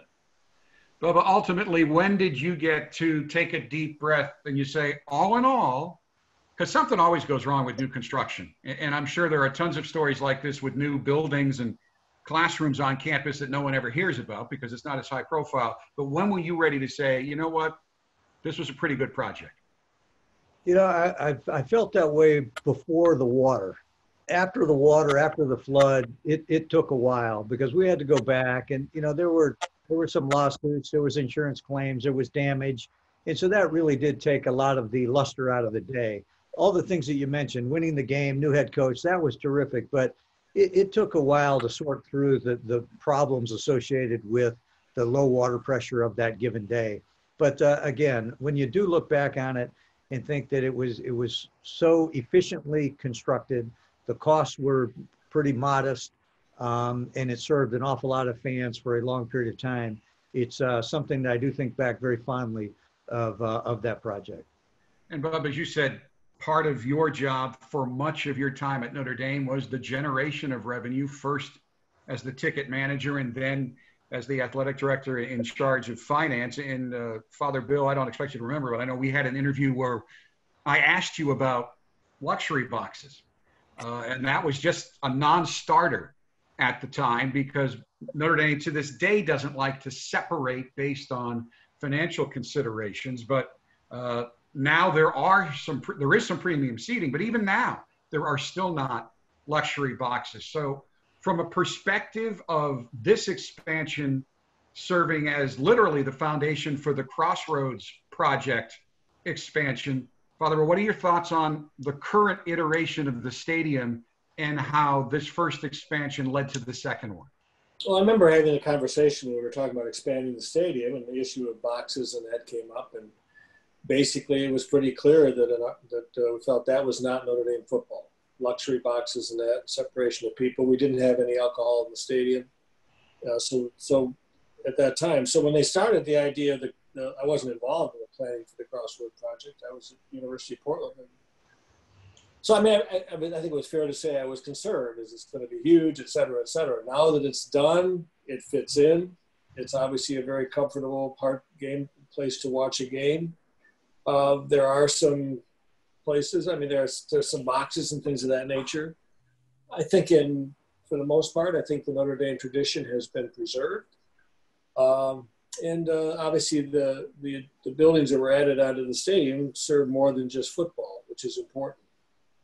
So, you know, it's a changing time. Notre Dame changes, everybody changes. And they had a need, and they were able to meet the need, not just for football, but for other things on the campus. And it all came together into quite a project, actually. There's still the same number of seats. There's no more seats in the stadium than there was before. But it's obviously a very different facility and a very different feeling in some ways to the game. But in the important ways, in traditional ways, it hasn't changed. And Bubba, from your perspective, knowing the uniqueness of Notre Dame and the restrictions that I know anyone who is in charge of generating revenue sometimes just kind of goes, boy, I wish we could do that. There are still no advertisements inside Notre Dame Stadium, and there are still no specific designated luxury boxes. You can join clubs, but you can't buy your own box. Knowing the guidelines at Notre Dame and now having had to raise a lot of money at 3 different institutions as the athletic director, how do you think it has worked out to this point at Notre Dame while opening those necessary additional revenue streams while trying to stay true to the desire to stay at least outwardly as non-commercial as possible? Yeah, I mean, from all I've heard, everybody's really liked the new stadium, and I give Notre Dame a ton of credit. And not unlike a lot of other schools, athletic facilities, particularly the football stadium, were built on the edge of campus, and campuses have then grown to the stadium. And then the challenge is, why do we have this big facility here that we only use 6 days a year? And what can we do to make this facility more functional for the rest of the university and the rest of the year? And I think Notre Dame did a really nice job in that addition. Certainly the revenue is something that's important to all of us, not only in the athletic department, but the rest of campus. And for additional student use, I mean, I think it's terrific. And I just give them a lot of credit because it's very well done. And I must admit, I've gone to a lot of games at university stadiums where they have a Jumbotron or that, and it's one ad after another. And I find that very distracting and really obnoxious to a certain extent. We don't have that in Notre Dame. Anything that's up on the Jumbotron has to do with the university and what's happening at the university. And I'm pleased that we went that route. And I know that was not only an edict, but to this day, there are no plans to put any ads up there. And I agree with you. And I think the Jumbotron, the video board has energized the crowd during breaks. I think they've used it very, very well. You have both been very generous with your time. So I have one last question for each of you, because you are dealing with it, Bubba, and Father Bill, you would be, and I imagine you're asked your opinion if you were still in your role that you held here at the University of Notre Dame, but we're on Zoom because the Notre Dame campus is basically closed with a few exceptions. But I imagine North Carolina is in a similar situation. How do you see, how do we have football? And the situation is changing rapidly day by day, but what do you see as the bigger challenges? I don't care who takes it first, you guys decide, but what are the biggest challenges to safely having football this fall? I'm not involved in the meeting, so I don't know what the discussions are, but just looking at the way university is going to reopen in the fall with all of the restrictions and, masses and everything else, where social distancing and things like that, I would find it, I'd have a hard time seeing that we could open the stadium with a full crowd in a typical football season. How they'll do it, I don't know. Whether they'll have a season with no spectators or only students, or I really don't know. But I don't see, I think it's less than 50% that you would have a regular football season. Bubba, Yeah. what are you facing? Very similar. And I think, now that Notre Dame's in the ACC and we have a lot of collaboration with the ADs on kind of what are we doing, all the schools are thinking about how to phase in our academics, how to phase the students back to campus, how to phase our student athletes back. And we're trying to do it. We don't know if it's going to work or not, but we're all using the best knowledge that people can provide us. We have an incredible public health program at Carolina, and they've been advising our chancellor on how to do it as safely as we think we can right now, both for our student athletes and the student body. We also believe that the sports is part of the educational experience. So if we're going to bring all the students back and the student athletes, we're going to do everything we can to give them the opportunity to participate. We're going to give the other students the opportunity to spectate and go to these events and have a really good collegiate experience. If at any time we think that it's not healthy or safe to do that, then we would shut it down. I agree with Father Bill. It's probably not going to be at capacity, but there might be, those buildings are enormous. So getting some level of capacity is probably something we could do safely as long as everyone wears a mask, socially distanced. It's the fundamentals our coaches tell our kids all the time. Just follow the fundamentals. Wear a mask, wash your hands, and social distance, and we're going to have a pretty good chance. So it's like play good offense, play good defense, special teams, got a chance to win this game. The intense meetings are going on now. I know it. Gentlemen, thank you so much for the time. And one of the things I've been blessed with, it's been years since I've been able to spend this much time with either of you. I know probably a blessing for you, but I certainly have missed it. You fall into that group of Notre Dame folks. Every time I talk with you, I get smarter, and I appreciate it. So thank you very much for the time, both of you. Thank you, Jack. Thank you, Jack. And folks, thanks, right now we're about to debut the second half of our dedication night evening. And this time you can log on right now. The link is out for the 2011 Notre Dame Boston College hockey game. And that was the dedication game for the Compton Family Ice Arena. So again, for Father Bill and Bubba, I'm Jack Nolan. Thanks so much for spending some time with us tonight. And as always, go Irish.